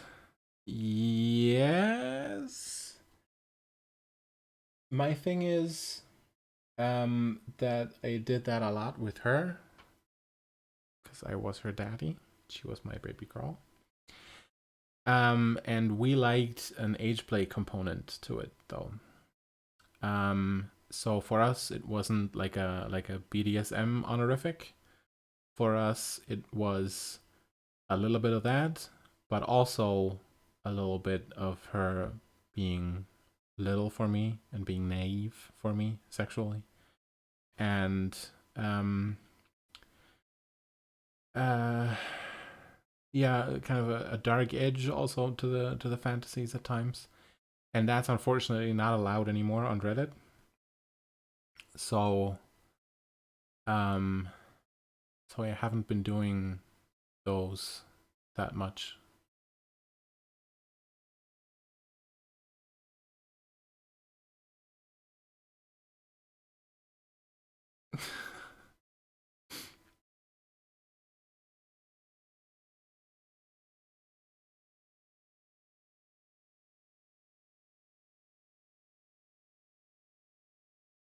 I'm not a huge music guy. I would much rather listen to a podcast or have a show on. Yeah, okay, podcast probably. Podcast, any kind of talk radio. I love talk radio. I've probably listened to a combined year of talk radio in my life. Um, in terms of music, there are some things that I remember from when I was growing up that I still like. Um, I like opera, but I wouldn't put it on at home. Like I wouldn't look up an opera on YouTube and then watch it. But I like going to the opera because it's huge. It's huge and you feel it everywhere. It's not just in your ears. Like your whole body is vibrating with the music. It's crazy. And also the stagings of stuff in the opera that I go to is really artistic. So they don't just put like an old-timey helmet on someone and then act out the story as it is, but they actually do stagings of it that comment on it or that bring it into a different context. So really is an experience, yeah. Nuna, you got a question? Go ahead.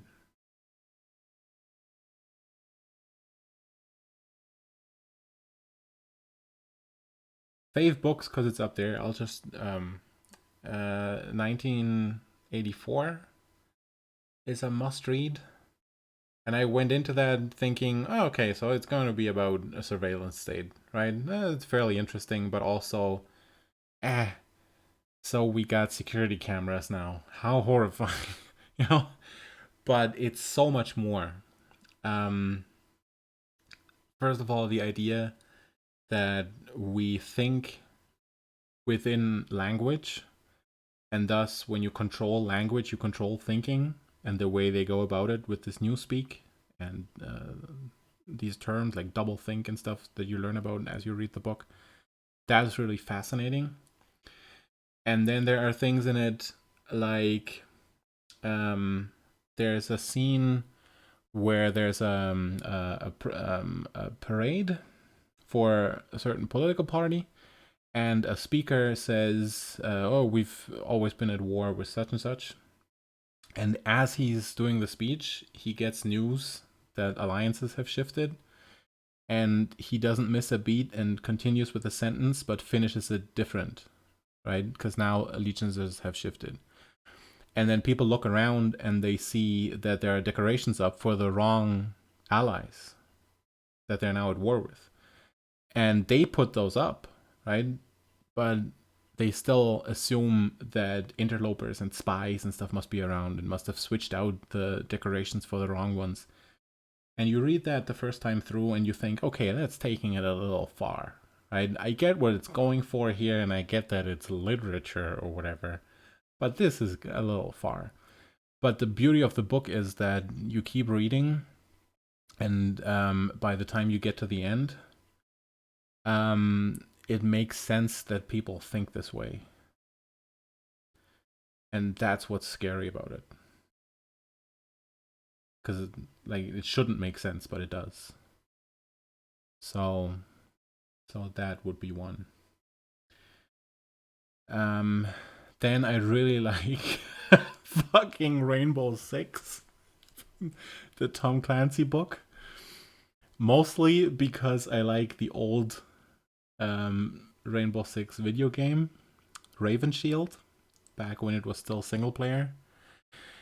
And I like that the book basically just has missions in it that they go on. But then the ending is super weird with the eco-terrorists, and the moral outcome of the story is fucking fucked up. So I don't know if I would say it's a great book, but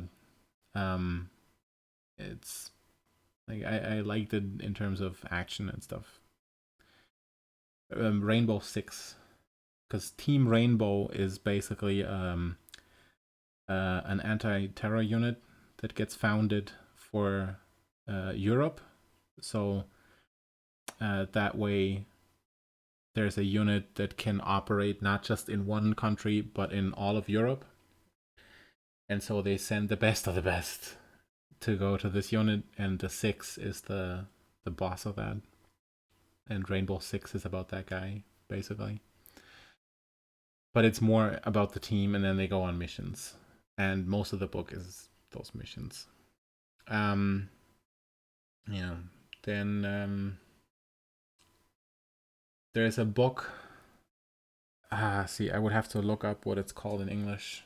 In German, it's called Salz auf unserer Haut, salt on our skin. But I'm fairly sure it's called something else in English. It's a French book And it's about a woman who's a writer who is in love with kind of a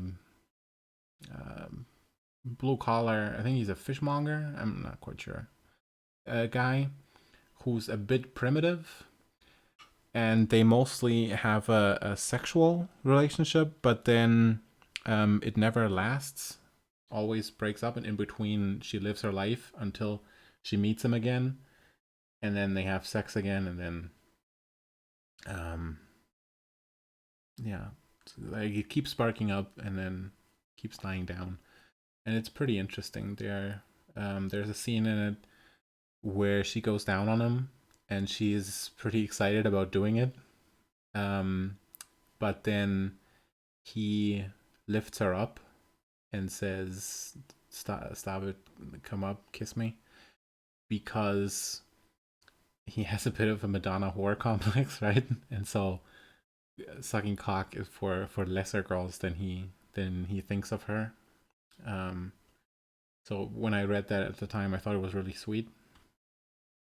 Now I'm kind of thinking uh, that it's sexist, but still sweet, you know. Just because he's a sexist doesn't mean he can't be sweet and he can't love her, right? So yeah, so that is a I remember it being psychologically nuanced. I haven't read it in a long time, but yeah. But yeah, Nuna had a question. Yes. Ah, there you go. Is sex actually worth it? Okay. Difficult question. I'd say sex just for sex, probably not worth it. But you're probably also not going from being a virgin to going to just having sex for having sex, right? So what I mean is, whoops, sorry. Like say, um, uh, a hug by itself, probably not worth driving 4 hours for, right? But a hug for a person who you've gotten to know for a few months and who you've gotten to appreciate and love, and who you finally want to express that love to with your body, then it's absolutely worth it.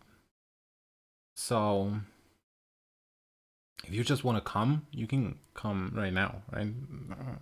Don't need help for that. But everything else that sex is really makes it worth it, I'd say. So, uh,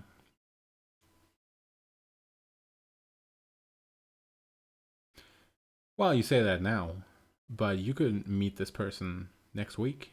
Okay? You don't know. It's possible. Um, when before I met up with my girlfriend at the time in France the first time, like I said, I'd never hugged anyone before, and I've also never kissed anyone romantically before. Um, so I was worried about these things. Um, I was worried about being a quote unquote bad kisser. So I read a lot about kissing.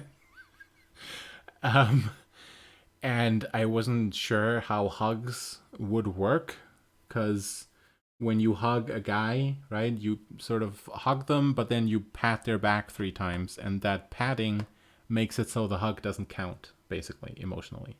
The pat says, okay, this doesn't count. You know? It's weird, but that's how it works. So, how you hug someone when you actually mean it? I didn't know, like the mechanics of it. So, eh.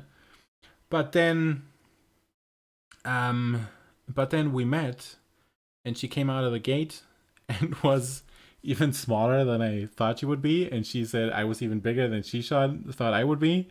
So there we were, and I'm like a full head taller than her. Um, but we hugged, and it immediately just made sense. how hugging is like, because we're humans, right? We're like, it's, I think it's in us to want to hug and to do that, right? So immediately made sense. And then we walked to the car, and I had my arm around her, and she had her arm around me, and then we're walking together like fucking two drunk bears, right? Um, so behind a gas station in Belgium, um, where we bought a map because we both didn't have phones. So we literally bought a map. Because I only had a map. I had brought a map from France, but I didn't have one from Belgium, so we bought one there. And then behind the the gas station in the car, she told me to kiss her, so I kissed her, and that also just made sense, you know. Um, no, I'm not that old. Thank you. Um, Also in 1945, I wouldn't have wanted to be in France as a German person, because that was frowned upon at the time. um, so yeah, made sense, felt good, and so the next couple days we're walking around, and then when you want to be nice to someone on Skype, and I don't just mean nice, but when you basically when you want to reach out and kiss them, and you want to do that, the equivalent of that on Skype, then you have to think of something nice to say, and then say it and hope it has the right effect, right? But when you're in person, when you're within physical reach, you can just reach out and touch them, or put your arm around them, or put your hand on their cheek and guide them into a kiss or something, right?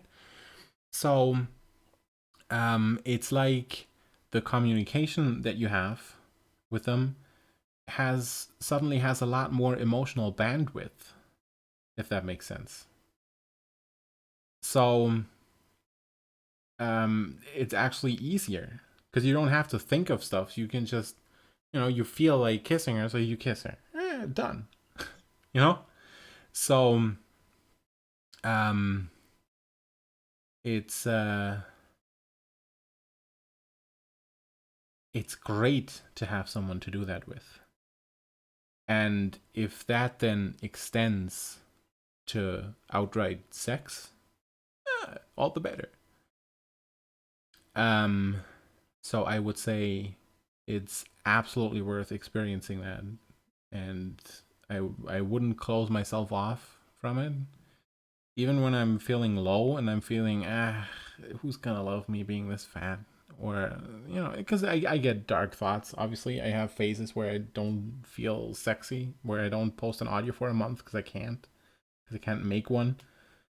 I can't lie down and pretend that I'm gonna just be like, "Hey, baby, do you wanna like touch and stuff?" and pretend in my head that she actually does want it. I can't sometimes. But even then, I like having experienced it. I wouldn't want to close myself off and be like, "Oh, this is never gonna happen to me again." It's just temporarily, the phase. Gotta write it out, but eventually, uh, you know, and it's gonna happen for you too. 25 is still young. Like I said, I was a virgin until I was 29. I met her when I was 29. I met her online when I was 28. I met her in person when I was 29. And I was a virgin before. Yeah, what's the rush?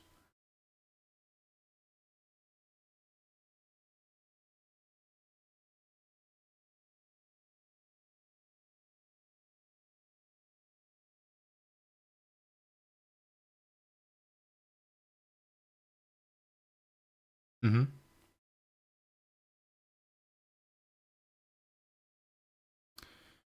My favorite audio is the one where I'm the sex worker escort, male escort, who gets visited by someone who had been raped, and who now feels ready to put herself out there again, but wants to try out having sex again in an environment where there are no emotional stakes. And so she visits this guy, pays him, and then they have sex, and she tries out, see how well she's doing. And there are a few different aftercare and mid-care audios attached to that in case someone listens and they can't make it through, you know. And it's sort of like, it's not oh, it's gonna be all right, comfort thing all the way through. It's basically, it's a jungle gym of sex stuff. So, you know, so she gets her face fucked, and she gets fucked in other ways. So there's cunnilingus in it. So there's a whole bunch of stuff for her to try out, right? And it all like it's an hour long or so. It's pretty long audio. A lot going on in it. And I feel like I put a lot in there of what I read about rape and stuff, because I had an ex who had been raped a few times, so she had tremendous emotional baggage. So I read into that a lot, like read forums and survivor stories, and read self-help books and exercise books, and read theory about rape, like feminist and psychological, and a whole bunch of stuff. Really read into this. And even though the audio itself is not like regurgitating knowledge, I feel like it's informed by a lot of that. So it has a lot more depth than a typical audio would need, I'd say. And the responses from people who have been through some traumatic things have been so nice that I'd say if any audio was lost and only this one survived of mine, then it would still be like a worthy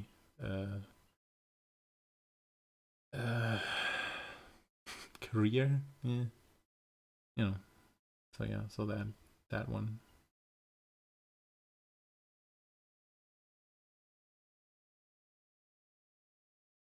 The Jeremiah Johnson one is the one with the mastectomy, right? Yeah.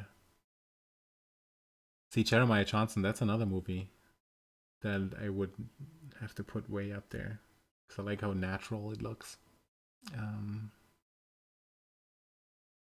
Robert Redford, great in it.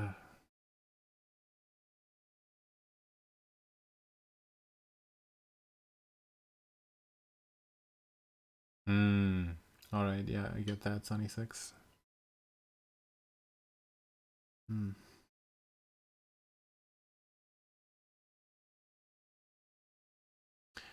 I don't speak any languages other than German and English. I understand a little bit of French if they speak slowly, but I wouldn't dare to read a language I don't speak. I don't think that would lead to anything good. The green dress one, yeah. I saw a lady in a green dress at the opera that had an open back, and she was fat and fucking beautiful. Ugh. Um, that's what inspired the audio, because I was was at the opera, and they have beautiful people on stage because they make them up in like extravagant costumes and stuff, right? But then you keep glancing over, and there's this woman with the open back green dress, and like, oh my god. So yeah, went home, made the audio. Um, the thing with reassurances is that reassurances can feel like putting finger in the wounds. So I'm always careful with them. And I also feel like sometimes they come off as phony if they're not relatable. Like I've heard an audio where someone said, basically comes up to me, the listener, and says, oh, hey, why are you crying? Did your coworkers make fun of you for being fat again? And then it ends, and then it goes on and says, hey, look at yourself in the mirror. Now tell me you're beautiful. And I'm like, I'm not gonna say that. That doesn't make sense to me when I'm not feeling it. I don't. So then it feels more. I don't know how it feels, but it doesn't feel good. It feels condescending, maybe, and so. On the one hand, I get the need for audios that have a comforting thing because oftentimes I need comfort.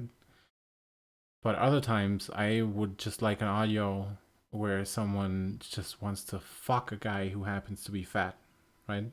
And not because he's been crying, but just because he's around and he's hot, you know? So I'm really into softer bodies and I'm not afraid of fat shapes. So I don't have the negative, like I don't have the disgust feelings when it comes to those bodies. So I like looking at them, like imagining touching them. So a lot of my audios are about them. And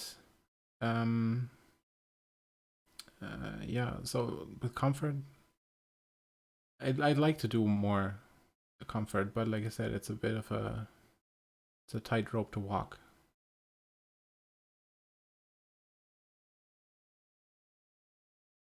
Yeah, chubby dudes. Yeah.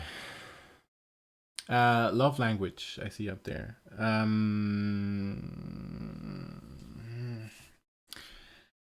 Words of affirmation and physical touch, probably about tied.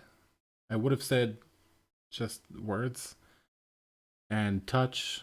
Don't need it, but that's sour grapes talk. Having experienced it, it's hard to go back to not having it. So I'd say those are about tied. And then acts of service, I like doing them. Don't care that much about getting them, but I love doing them. Like making coffee in the morning for someone I love makes me feel really good. And gift stuff, either getting or giving, is way down. I don't really care. I feel like I'm missing one. Oh yeah, quality time. Quality time is the second highest after touching and words of affirmation.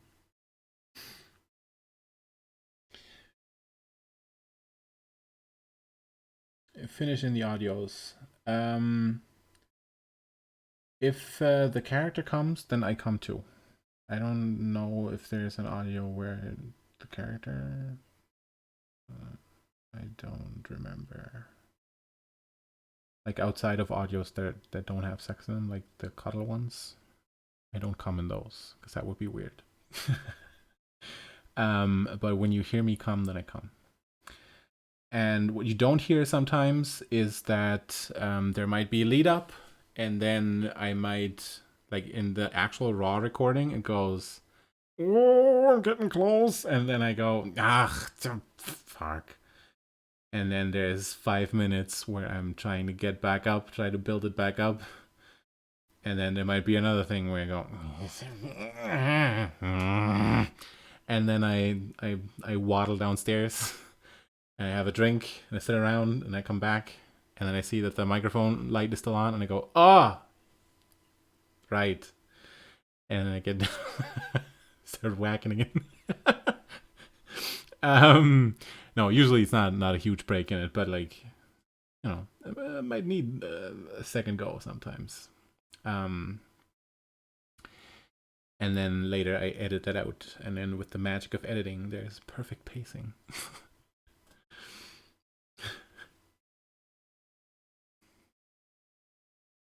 We used to have a dog. We also used to have cats.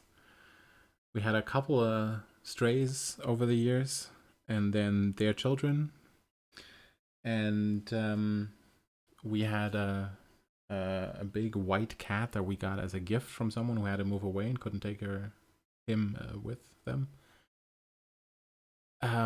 But they're all dead by now because I live in a very rural area, and so pets aren't typically house pets, but you let them out, and sooner or later, they either get run over or they get into weird farm equipment or like something happens. So yeah, the cats died for those reasons, and the dog unfortunately had a heart attack on a really hot day. But yeah, a long time ago. But those are the pets that I had. Acid on your cat? What the fuck?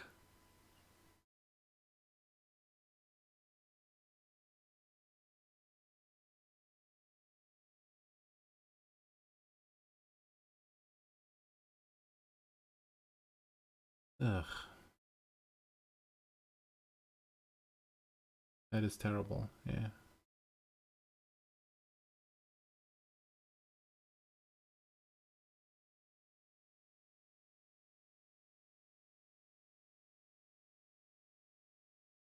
Man. I don't currently have pets. If my camera was on, you would see I have the cat tower still, but I don't have cats right now.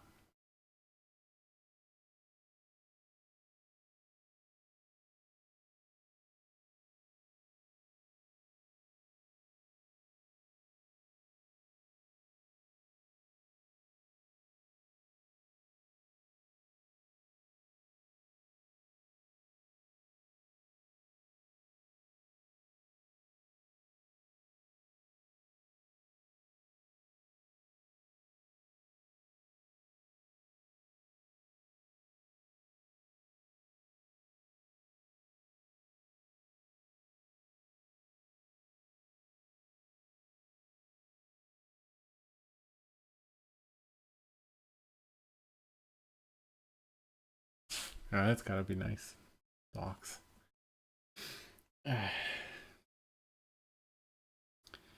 My best friend has a dog who doesn't know how to fuck, but he still wants to. So what he does is he grabs a pillow or plush animals and stuff, and he bunches them up under him. But then he doesn't get that he can just hump them, so instead he jumps on them over and over. And then obviously he doesn't get the satisfaction that he needs because he's just awkwardly jumping on them. So he gets angry at them and then he bites them and shakes them and growls at them. And then he puts them down and tries again. And sometimes when he's jumping, because when he's jumping, he's also pushing the thing further under him so he doesn't get pushed out, right? But that makes him jump backwards in little hops. And one time I was looking at him through the webcam and he was literally humping himself in little hops out of the picture in the background while I was talking with her. So, um, dogs are hilarious at times.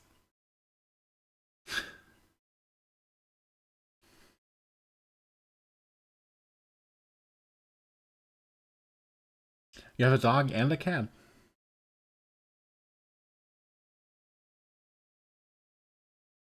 Oh no, the dog, not your dog. Sorry.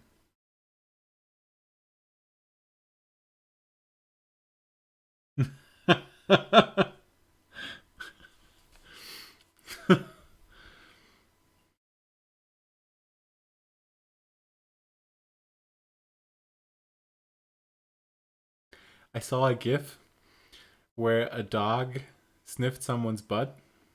Like not someone. Like he didn't. There wasn't a dog and a businessman in the picture who had his pants down. Um, the dog sniffed another dog's butt, and then right afterwards, he awkwardly pushed his own butt into the other dog's face and wrestled him to the floor with it and sat on him. And the caption read, "Excuse me, where are my manners?" um, dogs. Who's the fish fighting? Are there fish fights where you meet up and then you bet on the fish? And you just throw the money in the ring for some reason? Like there's any kind of oversight about money thrown in the ring?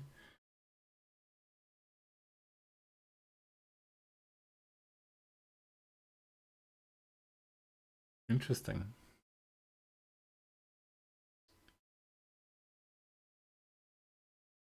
Ah.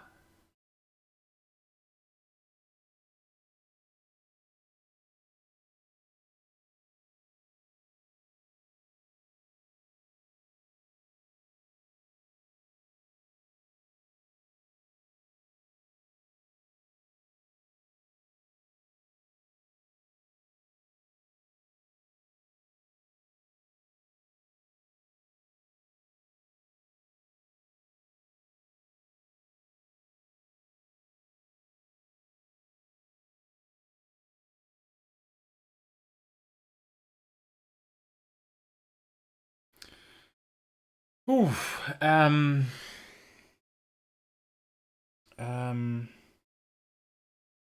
so I was always the fat kid, and the way I pictured myself was the way I look today. So quite fat. And back then, I was just a bit chubby. So you wouldn't even think, oh, fat kid. You would just think, a kid with slightly thicker thighs, right? But I was always treated as the fat kid, so I assumed that I must look like fucking Goblin King from The Hobbit.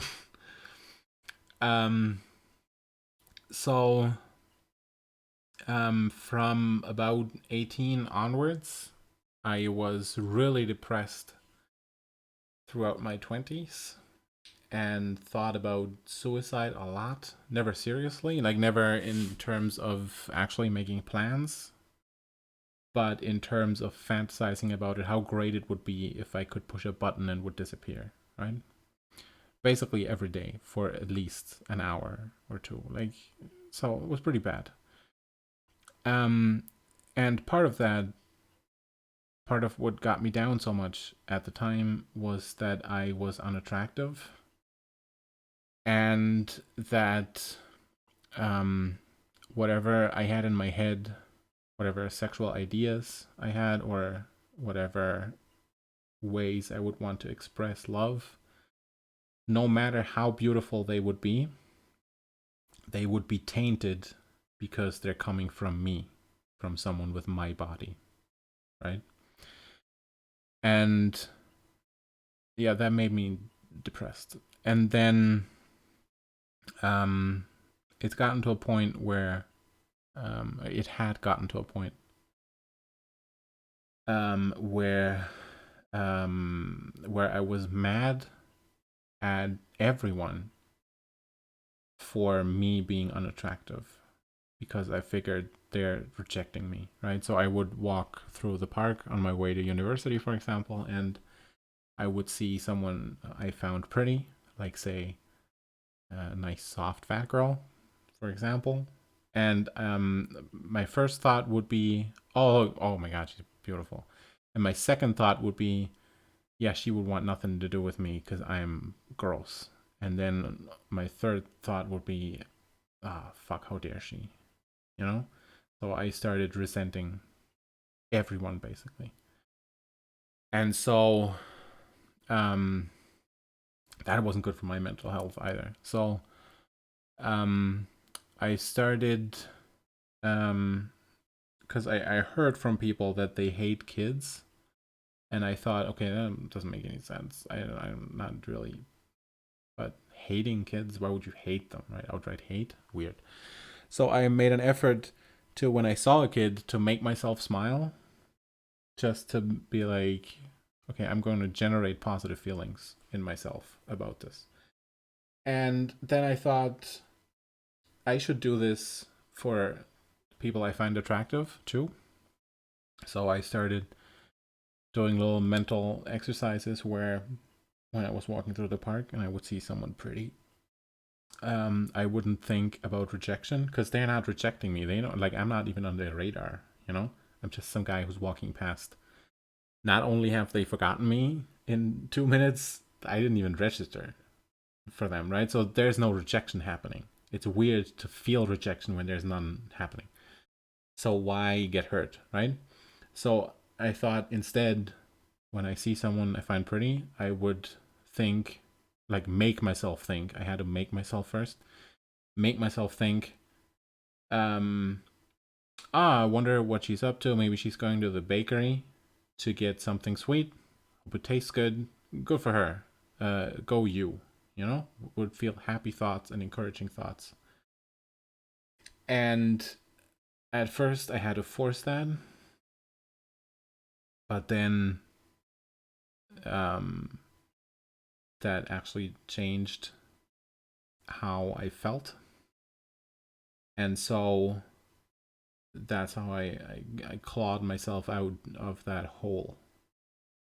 And it was only after that that I was able to and open up to and appreciate when my girlfriend at the time and I, when we hit it off. Because before that I would have been too too broken, but after clawing myself out of there, yeah. So even if you can't muster a ton of positive thoughts about yourself, even if you just make them about someone else instead of resenting them, probably still going to reflect into yourself and make you feel better too. So if that is a thing you can do, it's worth trying. Yeah.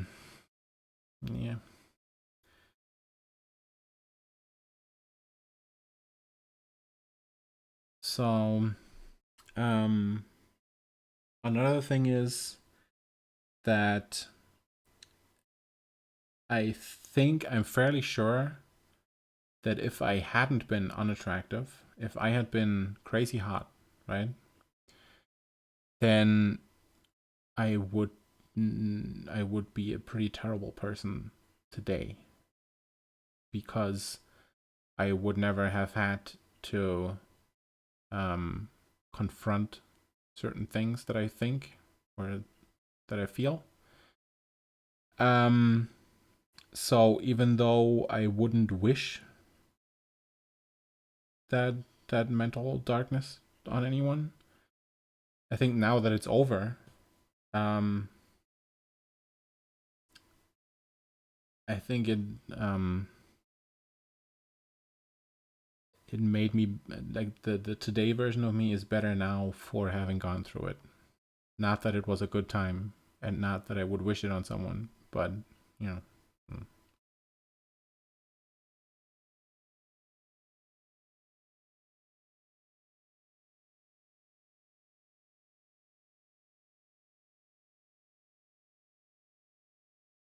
Um, yeah, I don't know how you would teach that.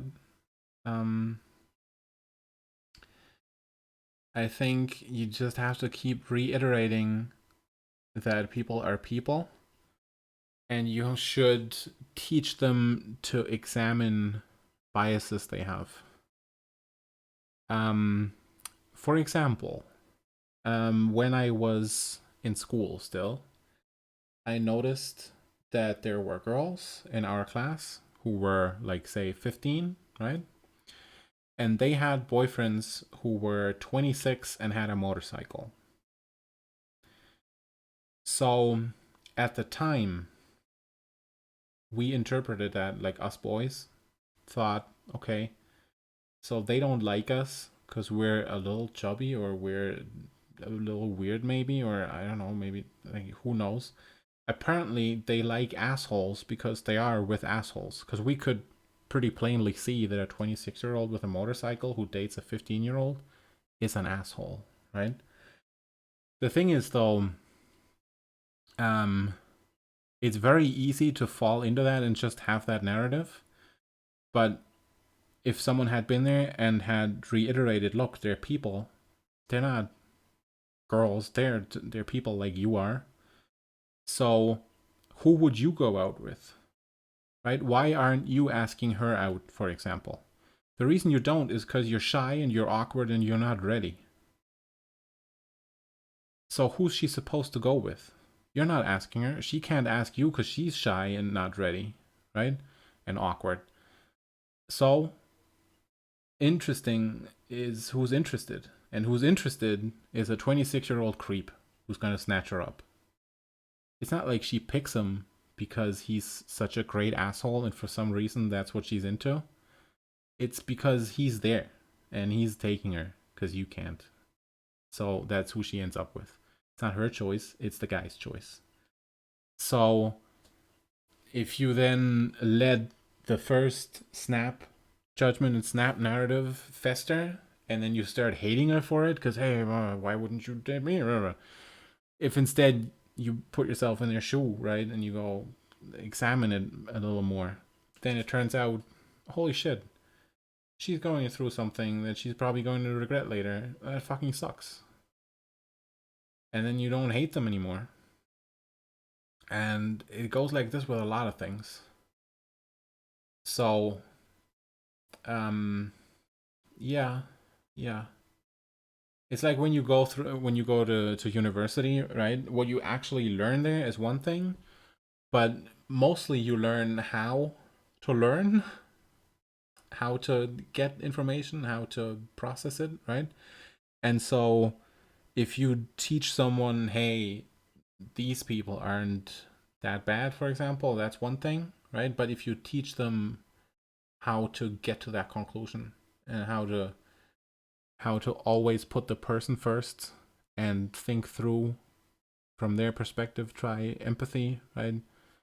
I think if you can instill that in a person and make them feel like they're smart for having figured it out, right? Like it's not a chore, it's like it's something that they can be proud of when they do it. I think that would set them up to become good people.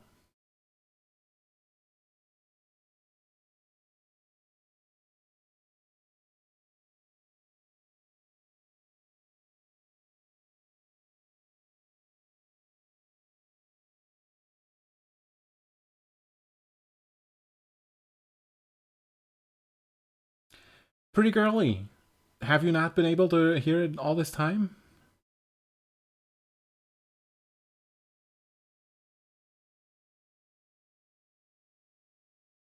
Hey, Dorina.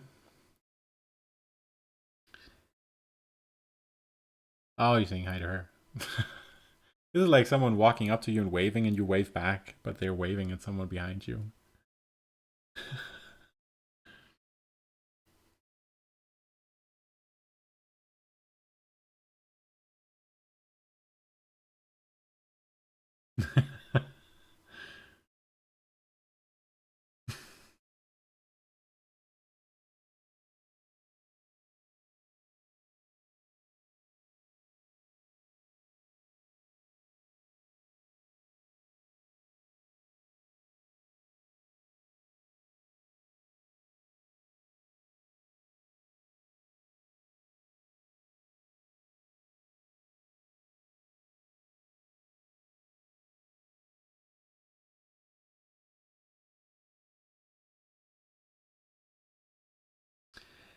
I heard someone describe it as instead of body positive, body agnostic, where someone's body doesn't matter.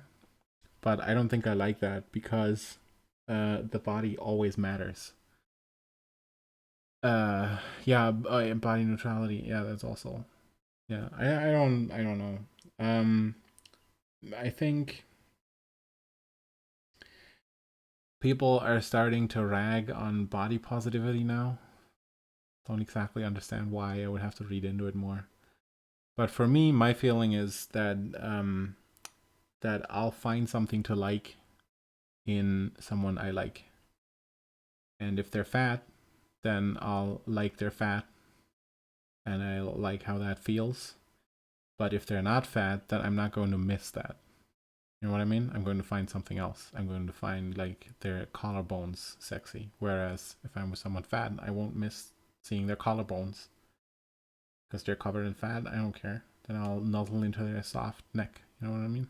So, there are some body types that don't do it for me, like really muscular, like visibly muscular guys. Kind of feel I feel like there's an inherent aggression there that I don't like. And I'm not saying that they're aggressive people. They might not be, but like symbolically, that's the feeling that I get, and I don't like it. So that's one thing. But I think if I liked someone a lot and they were muscular, I might learn to not care. I don't know. But I have had to examine my feelings on some bodies. Like I had to learn to like some. For example, with like really old people. I didn't like that at first. I wouldn't have sought that out as a youngster, but I liked stories about such relationships a lot. And visually, I had to look for a while and look for where there's something nice, and then, um, you know, once you do that for a while, like I find that I open up to it, and yeah, um,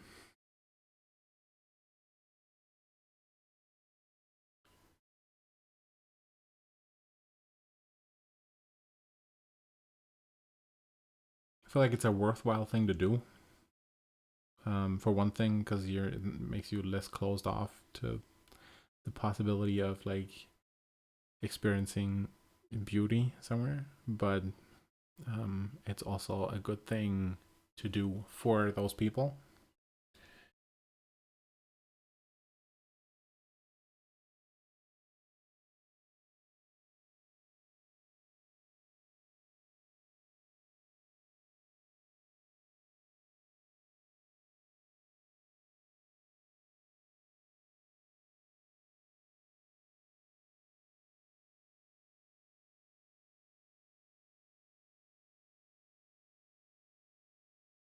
I had to learn to be um okay. I was okay before, like, but I had to learn to really accept trans bodies for what they are. Because in my youth, I would have been weirded out by the wrong genitals, basically. Um, but I I examined that and exposed myself to more, right? And now, like it happened really quickly, where um where it became just normal. And so now, when I see a trans woman, for example, whether she still has a cock or not, um, it doesn't even move the needle on weird, if you know what I mean. Like it's just there. So this is apparently this is a girl's cock, right? And this is a boy's cock. I don't care who's it on, but yeah, but that's something I had to learn. But I did so, and now I'm 100% cool with whatever. Like before then, I was fine with pussies and cocks because I'm bi, um, but yeah, I would have felt mismatched, and now I don't have those feelings anymore. Bi failed attempt.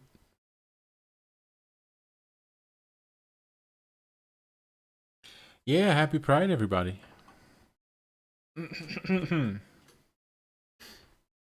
What do you think about corporate support of Pride?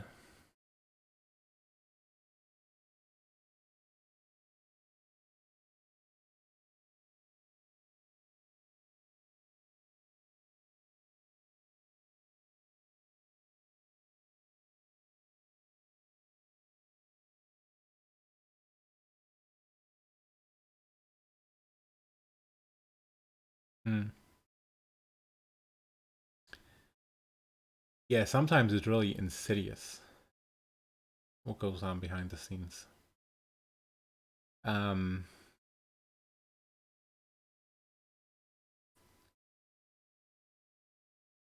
yeah, a lot of it is phony.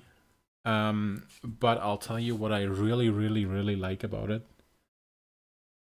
Um, I think it's like I don't really like it about the corporation, but I like it uh about society, that we're at a point where it has become more profitable to cater to us gays than it would be to cater to homophobes.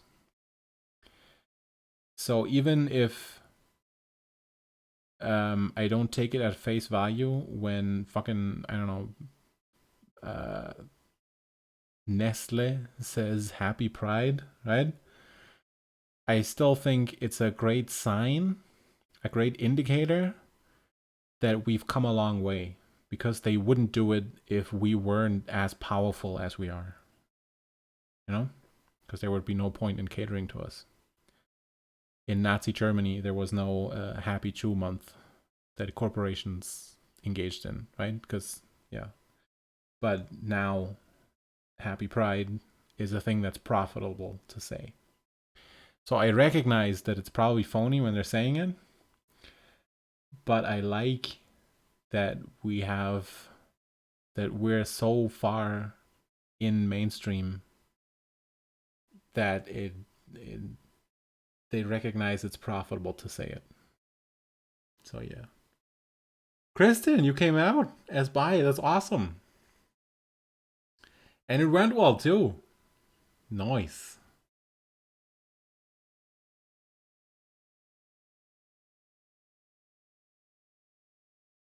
When did you know? Have you always known, or is it something you had to discover?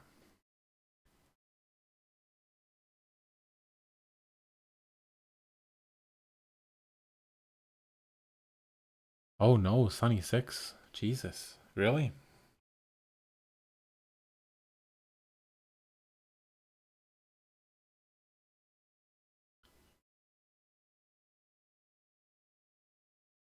Mm-hmm. Mm-hmm. Nice.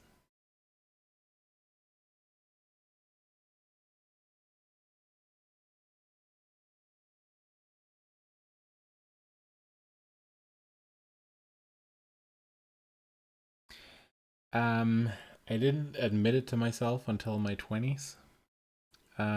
But thinking back, I remember getting boners and stuff, watching like Kirk lose part of his shirt on Star Trek. Um, so I always put those down to random boners, but they really weren't random. So yeah, um, much happier now, where it's not like I have to uh, kind of be delusional about half my sexuality. Like, okay, so this half is not random, but this half, oh, it's probably random. And now it's more, oh, all right, yeah, it makes sense.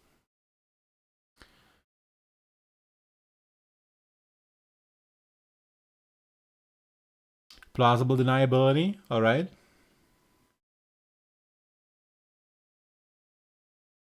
Mm-hmm.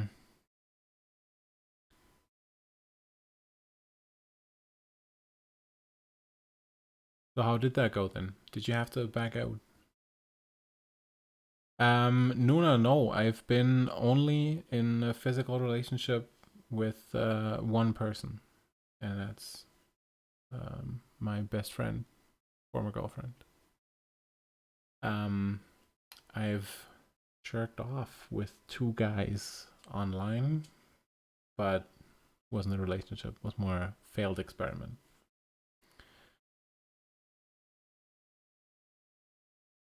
Oh no, I'm sorry, 76.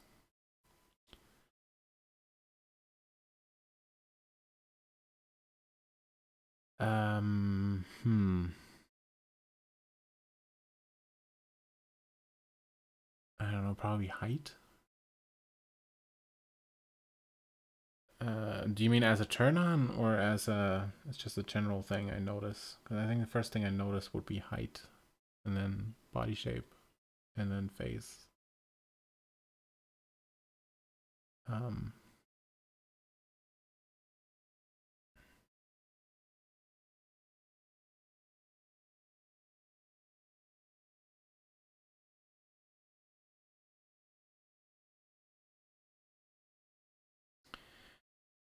I'm fairly sure because this is a long time ago. I'm fairly sure I was googling for written erotica about something involving a mommy kink, and then stumbled upon Gone Wild Audio and saw that people were posting there.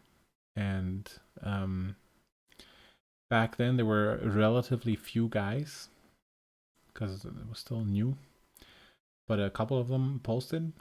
And I remember listening to an audio, and sometimes you can hear in a voice when someone is fat. Not always, but sometimes, because they're kind of talking past their fat, if you know what I mean.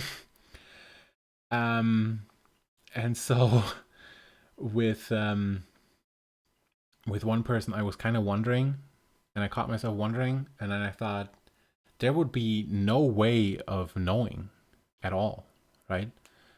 Um, so then I thought I could maybe post an audio there and no one would know that I'm really not supposed to be sexual at all because I'm fat, right?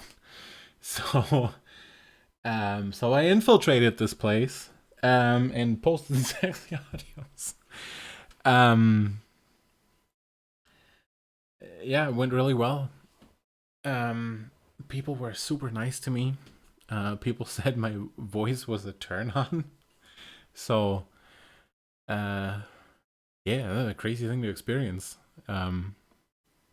Yeah. Um so yeah, and then I stuck around. Yeah, definitely. Especially if your other confidence is more or less fine, but sex stuff is the bottleneck, right? If you can bust that open, it's a huge boost overall. Um, I'm 1.90.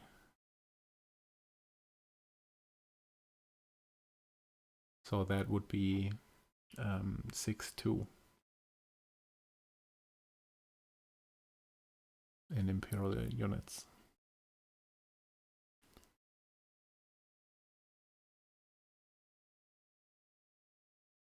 Well, compared to my best friend, I'm a giant. Compared to other tall people, compared to people who are a lot taller.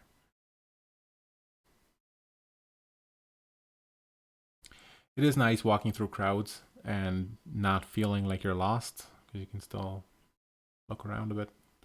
But it does suck when you're on an airplane, for example, because your knees don't fit and they start to hurt. Especially if your ass is big and pushes your knees further forward. It's like if I could be a head shorter, then that would be really convenient.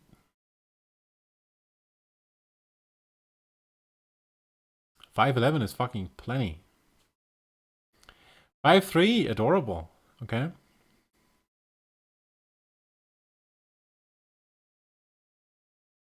4'11", okay, cool, cool.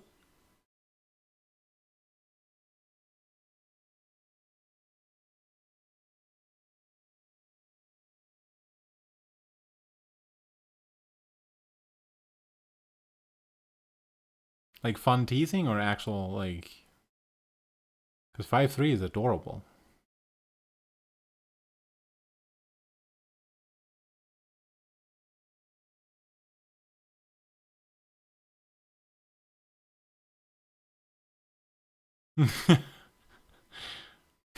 Wetling duck.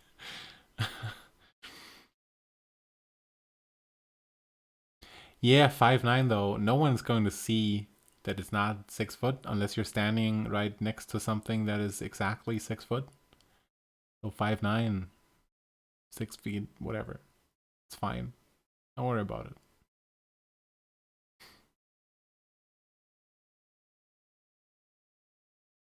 My ex there was 5'10". The one that I talked about earlier.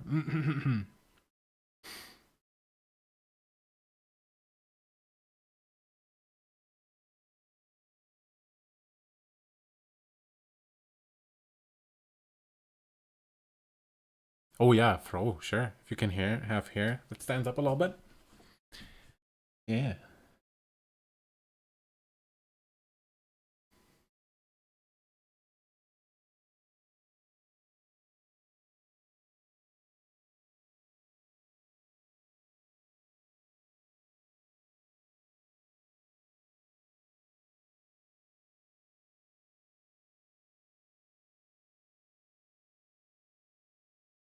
I heard a joke where someone went to the doctor and said that one of his legs is a little shorter than the other.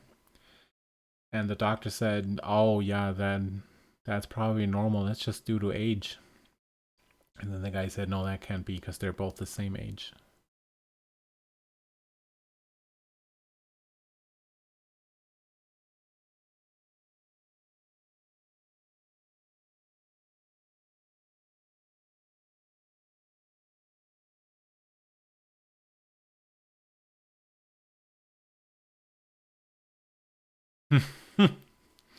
Well, a girl spurt.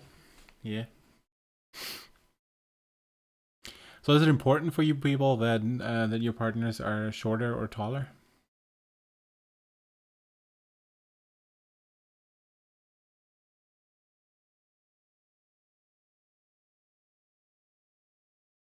Ah, yeah. See, that's the kind of preference that I get and that I like. Um, because sometimes people use preference, but what they really mean is absolute limit, right? So they might see, oh, I can't have a preference for a certain race. Um, yeah, you can have a preference. Everyone has preferences about all sorts of things, right? But if that preference is not really a preference, but it means I'm only dating people who are white, then it's not a preference, right? Then it's a limit, and it's way too extreme to just be natural, I'd say. Because to me, it's like say if you like gummy bears, right? Then it makes no sense to me that someone would say, "Oh, I fucking love the green gummy bears, but I hate the red ones. They make me vomit. They're the worst." Because they're fucking gummy bears, right? If you like one, you like the other. I can go so far as to say, okay, I get why someone might have a preference if they taste a little bit different, right? Preference, sure. So prefer the green gummy bears if you want. That's fine. But to say that the red ones are disgusting, that's fucking weird. And there's something else behind it. So worth examining where that comes from. Because in all likelihood, it's cultural or political.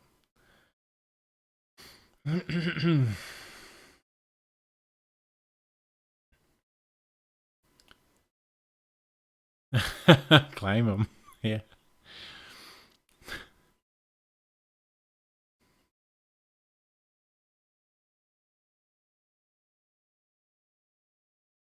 Yeah, just eat the red gummy bears in private. Yeah.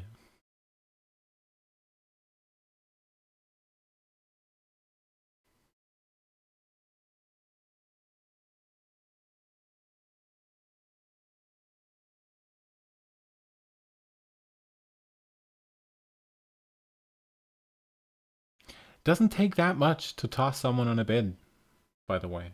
I'm not super strong, and I don't know how far I could carry someone, but tossing them on the bed seems fairly doable with most people.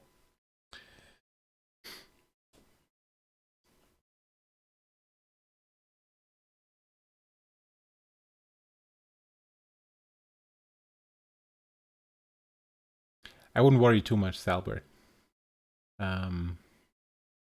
Skinny guys, they're probably pretty durable.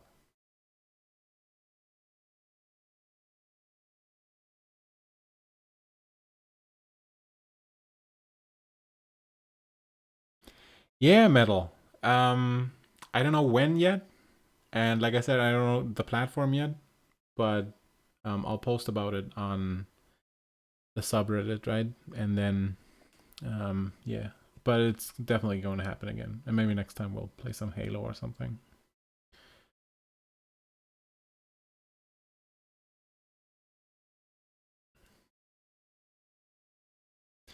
Good night.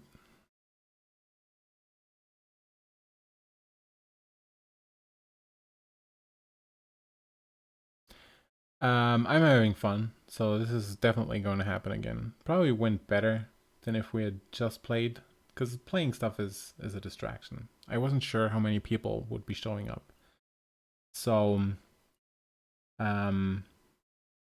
mostly I felt like streaming because I like playing stuff alone, but I don't like being alone. So it would have been nice to play some single player game or like play something and then have people with me and then, you know, just bounce my thoughts off of you. And also show off with what's happening and with my knowledge about video game history. um, but yeah, I expected like 10 people to show up at most. And now that it's so many, I don't know if if it maybe was lucky that the game didn't work. I don't know. I don't know. Yeah, you would probably smoke me in COD. Because the last Call of Duty I played was Call of Duty 2. Because I didn't like the modern war take, and then by the time they went back to World War II, I'd fallen off of Call of Duty. I liked the first one because it was a spiritual successor to Allied Assault that was better than Allied Assault in pretty much every way. And then Call of Duty 2 was a little controversial for us in my friend group because of the regenerating health and because of the campaign that felt a little over dramatic.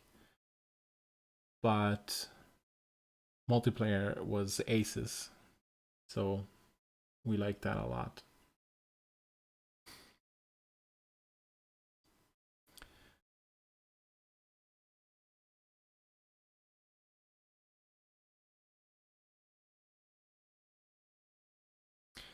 It would depend how shy. Because shyness itself is not a turn off for me, but shyness can lock you out of stuff. Um, and if you're so shy that it prevents you from um, like when someone is totally confident, right? They can just be themselves. So right now, um, I'm just talking off the cuff, and I'm not worried about anything. I'm not worried about saying the wrong thing or anything. So I can just be me, right? But if I were worried, then I would have to hold back stuff, and I would have to think carefully about what I'm saying. And um, yeah, so confidence in itself is not necessarily the thing that turns me on. It's more that it enables someone to totally be themselves, right? And if someone is super shy, that might um, that might limit themselves, and then I can't get to know the full them. I would just get to know their shyness, right? That like it would block me off. So in that sense, it could be a turn off, so to speak. But um, if someone is a bit shy about stuff, or um, takes a little to warm up to certain things, or maybe wants to leave the camera out the first few times we talk, or that sort of thing, right? I don't have a problem with that at all. I'm shy in some ways and not at all shy in other ways. In terms of sparking up new relationships with people, I'm very shy. But in terms of jerking off in front of strangers online, um, not that shy.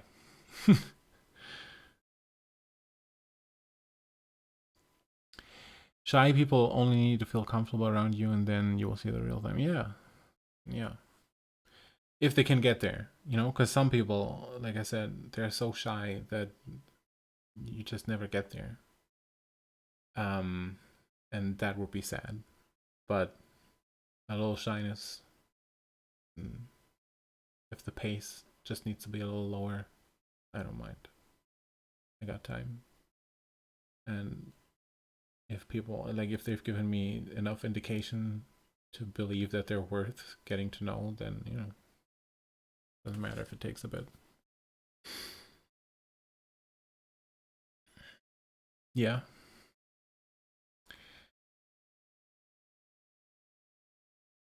Is it Kois or Mkoisi? Or what do you prefer? Quaz?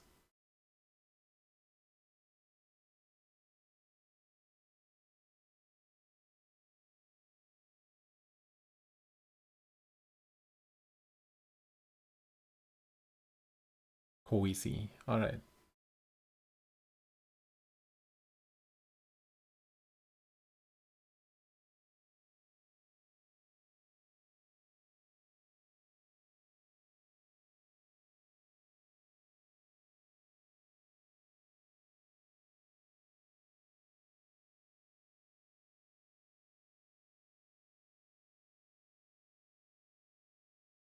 I'll get back to it, Nuna, okay? Let me get to M. Koisi again first. Um,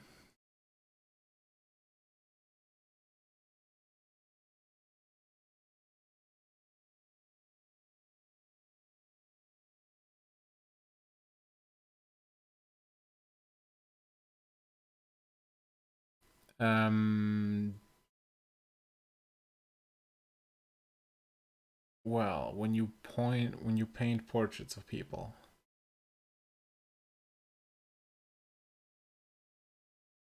I'm not sure what you're getting at there.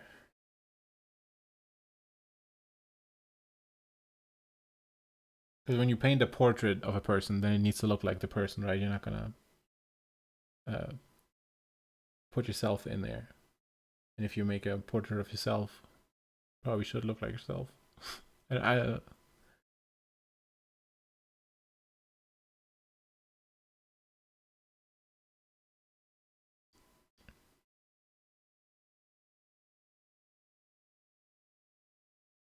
yeah, okay, yeah.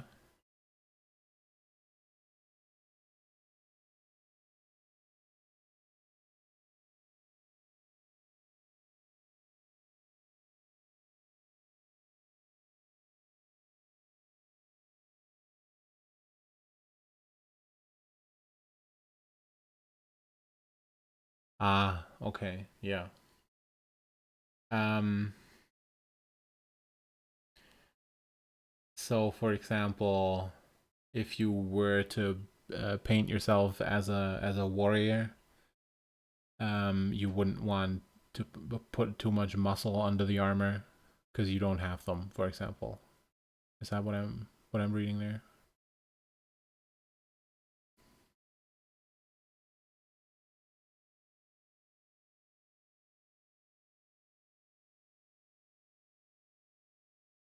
Mm-hmm.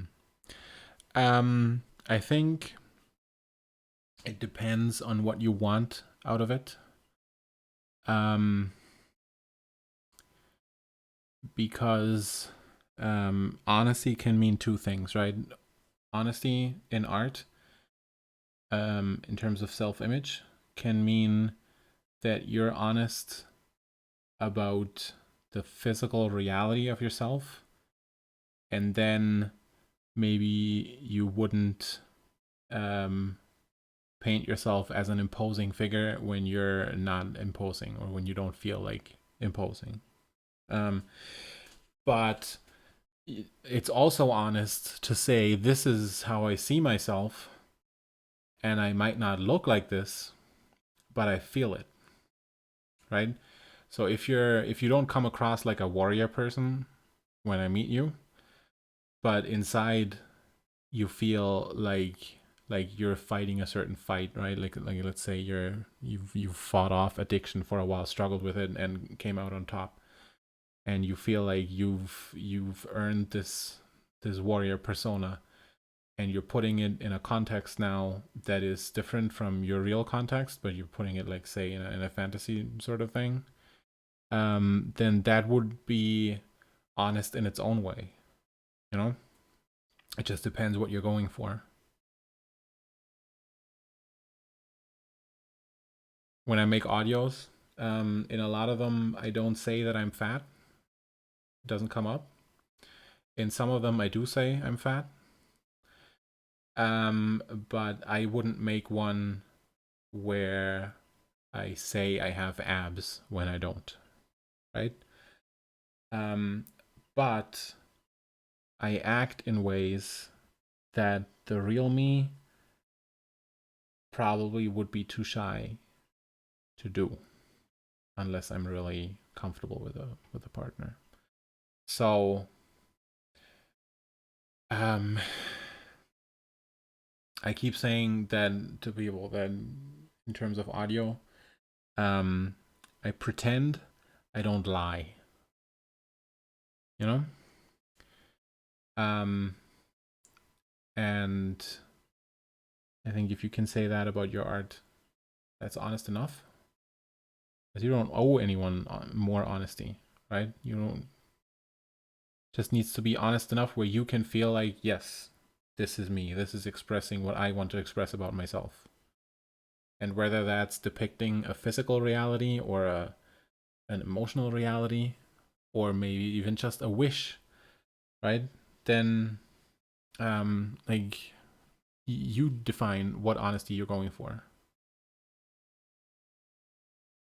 I give amazing cuddles, I've been told.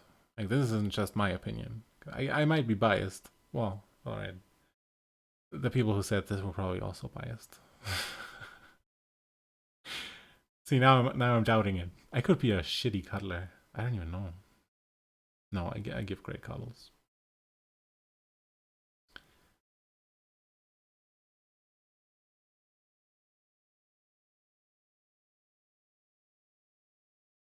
Well, you can think about wording it differently and think on it, because it feels like it's a really complex question that's hard to nail down. Um, and then you can you can ask me again some other time, right? Hey, good night. Good night, honey bell blue.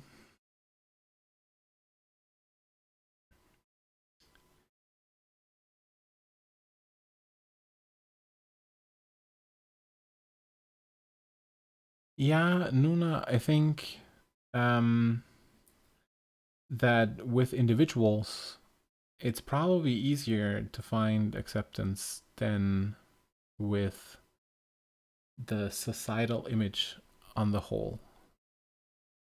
So, you think my audios are amazing? If you meet your future husband, he's gonna blow me out of the water, you know? But TV shows and stuff in their depictions of ideal couples or whatever are still going to be shitty. So, um,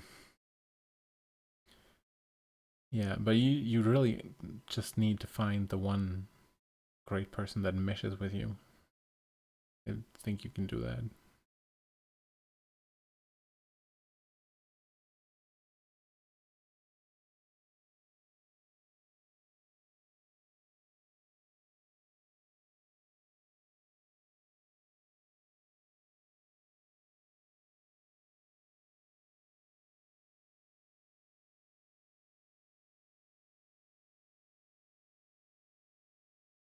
Thanks, Serena. I feel like I'm babbling. That's what I like about talking, though, because when you write, you kind of have to be on point. But when you're babbling, you can talk yourself closer and closer. um, sort of like when you're drawing. When you're drawing with ink, the line has to sit, right. It has to be as you want it. But when you're drawing the first pencil sketches where you're very light and you're just getting closer to the line and closer and closer and closer, and then you have it and then you paint it a little thicker. That's how I feel when I'm talking about a subject. Just, yeah, until I like it, and then yeah.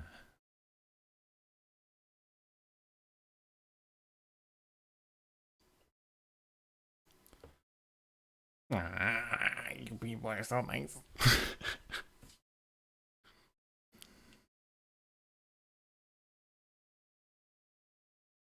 I don't have enough experience to speak on that. No, not unfortunately. I have a friend who's Muslima, and the things I heard from her about society and guys in general in Egypt was horrifying. But even there, she met her husband, who's apparently a really, really cool dude. So, you know, the individual could still be really worthwhile.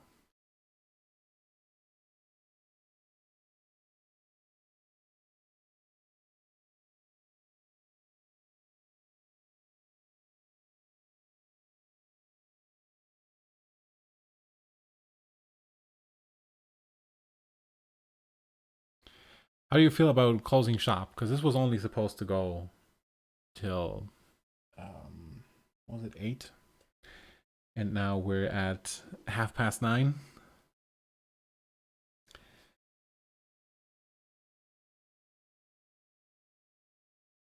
Do you want to close up for the night and then do this again sometime?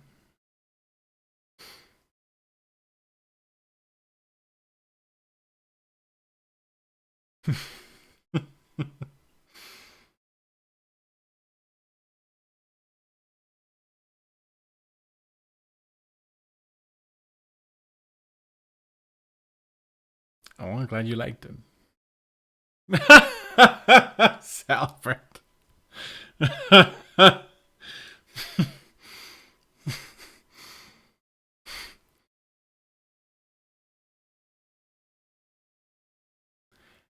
Yes, definitely save the list, Nona. Um, we'll work our way through them eventually.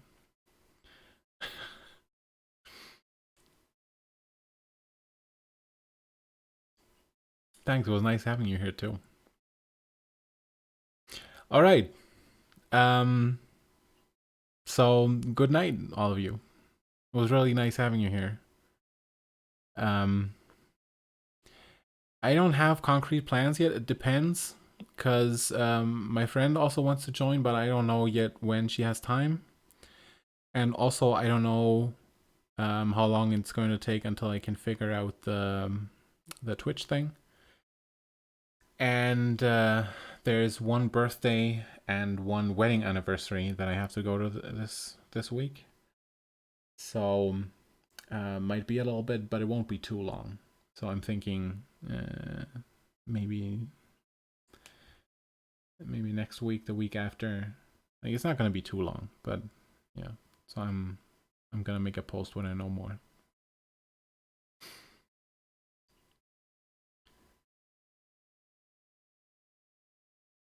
All right. So what's going to happen now is I'm going to hang up the microphone thingamajig, and then I'm gonna wait 5 more minutes so everyone can say goodnight, and then I'm going to close the chat again so no more messages can be posted. And then that'll be it for tonight. All right, good night.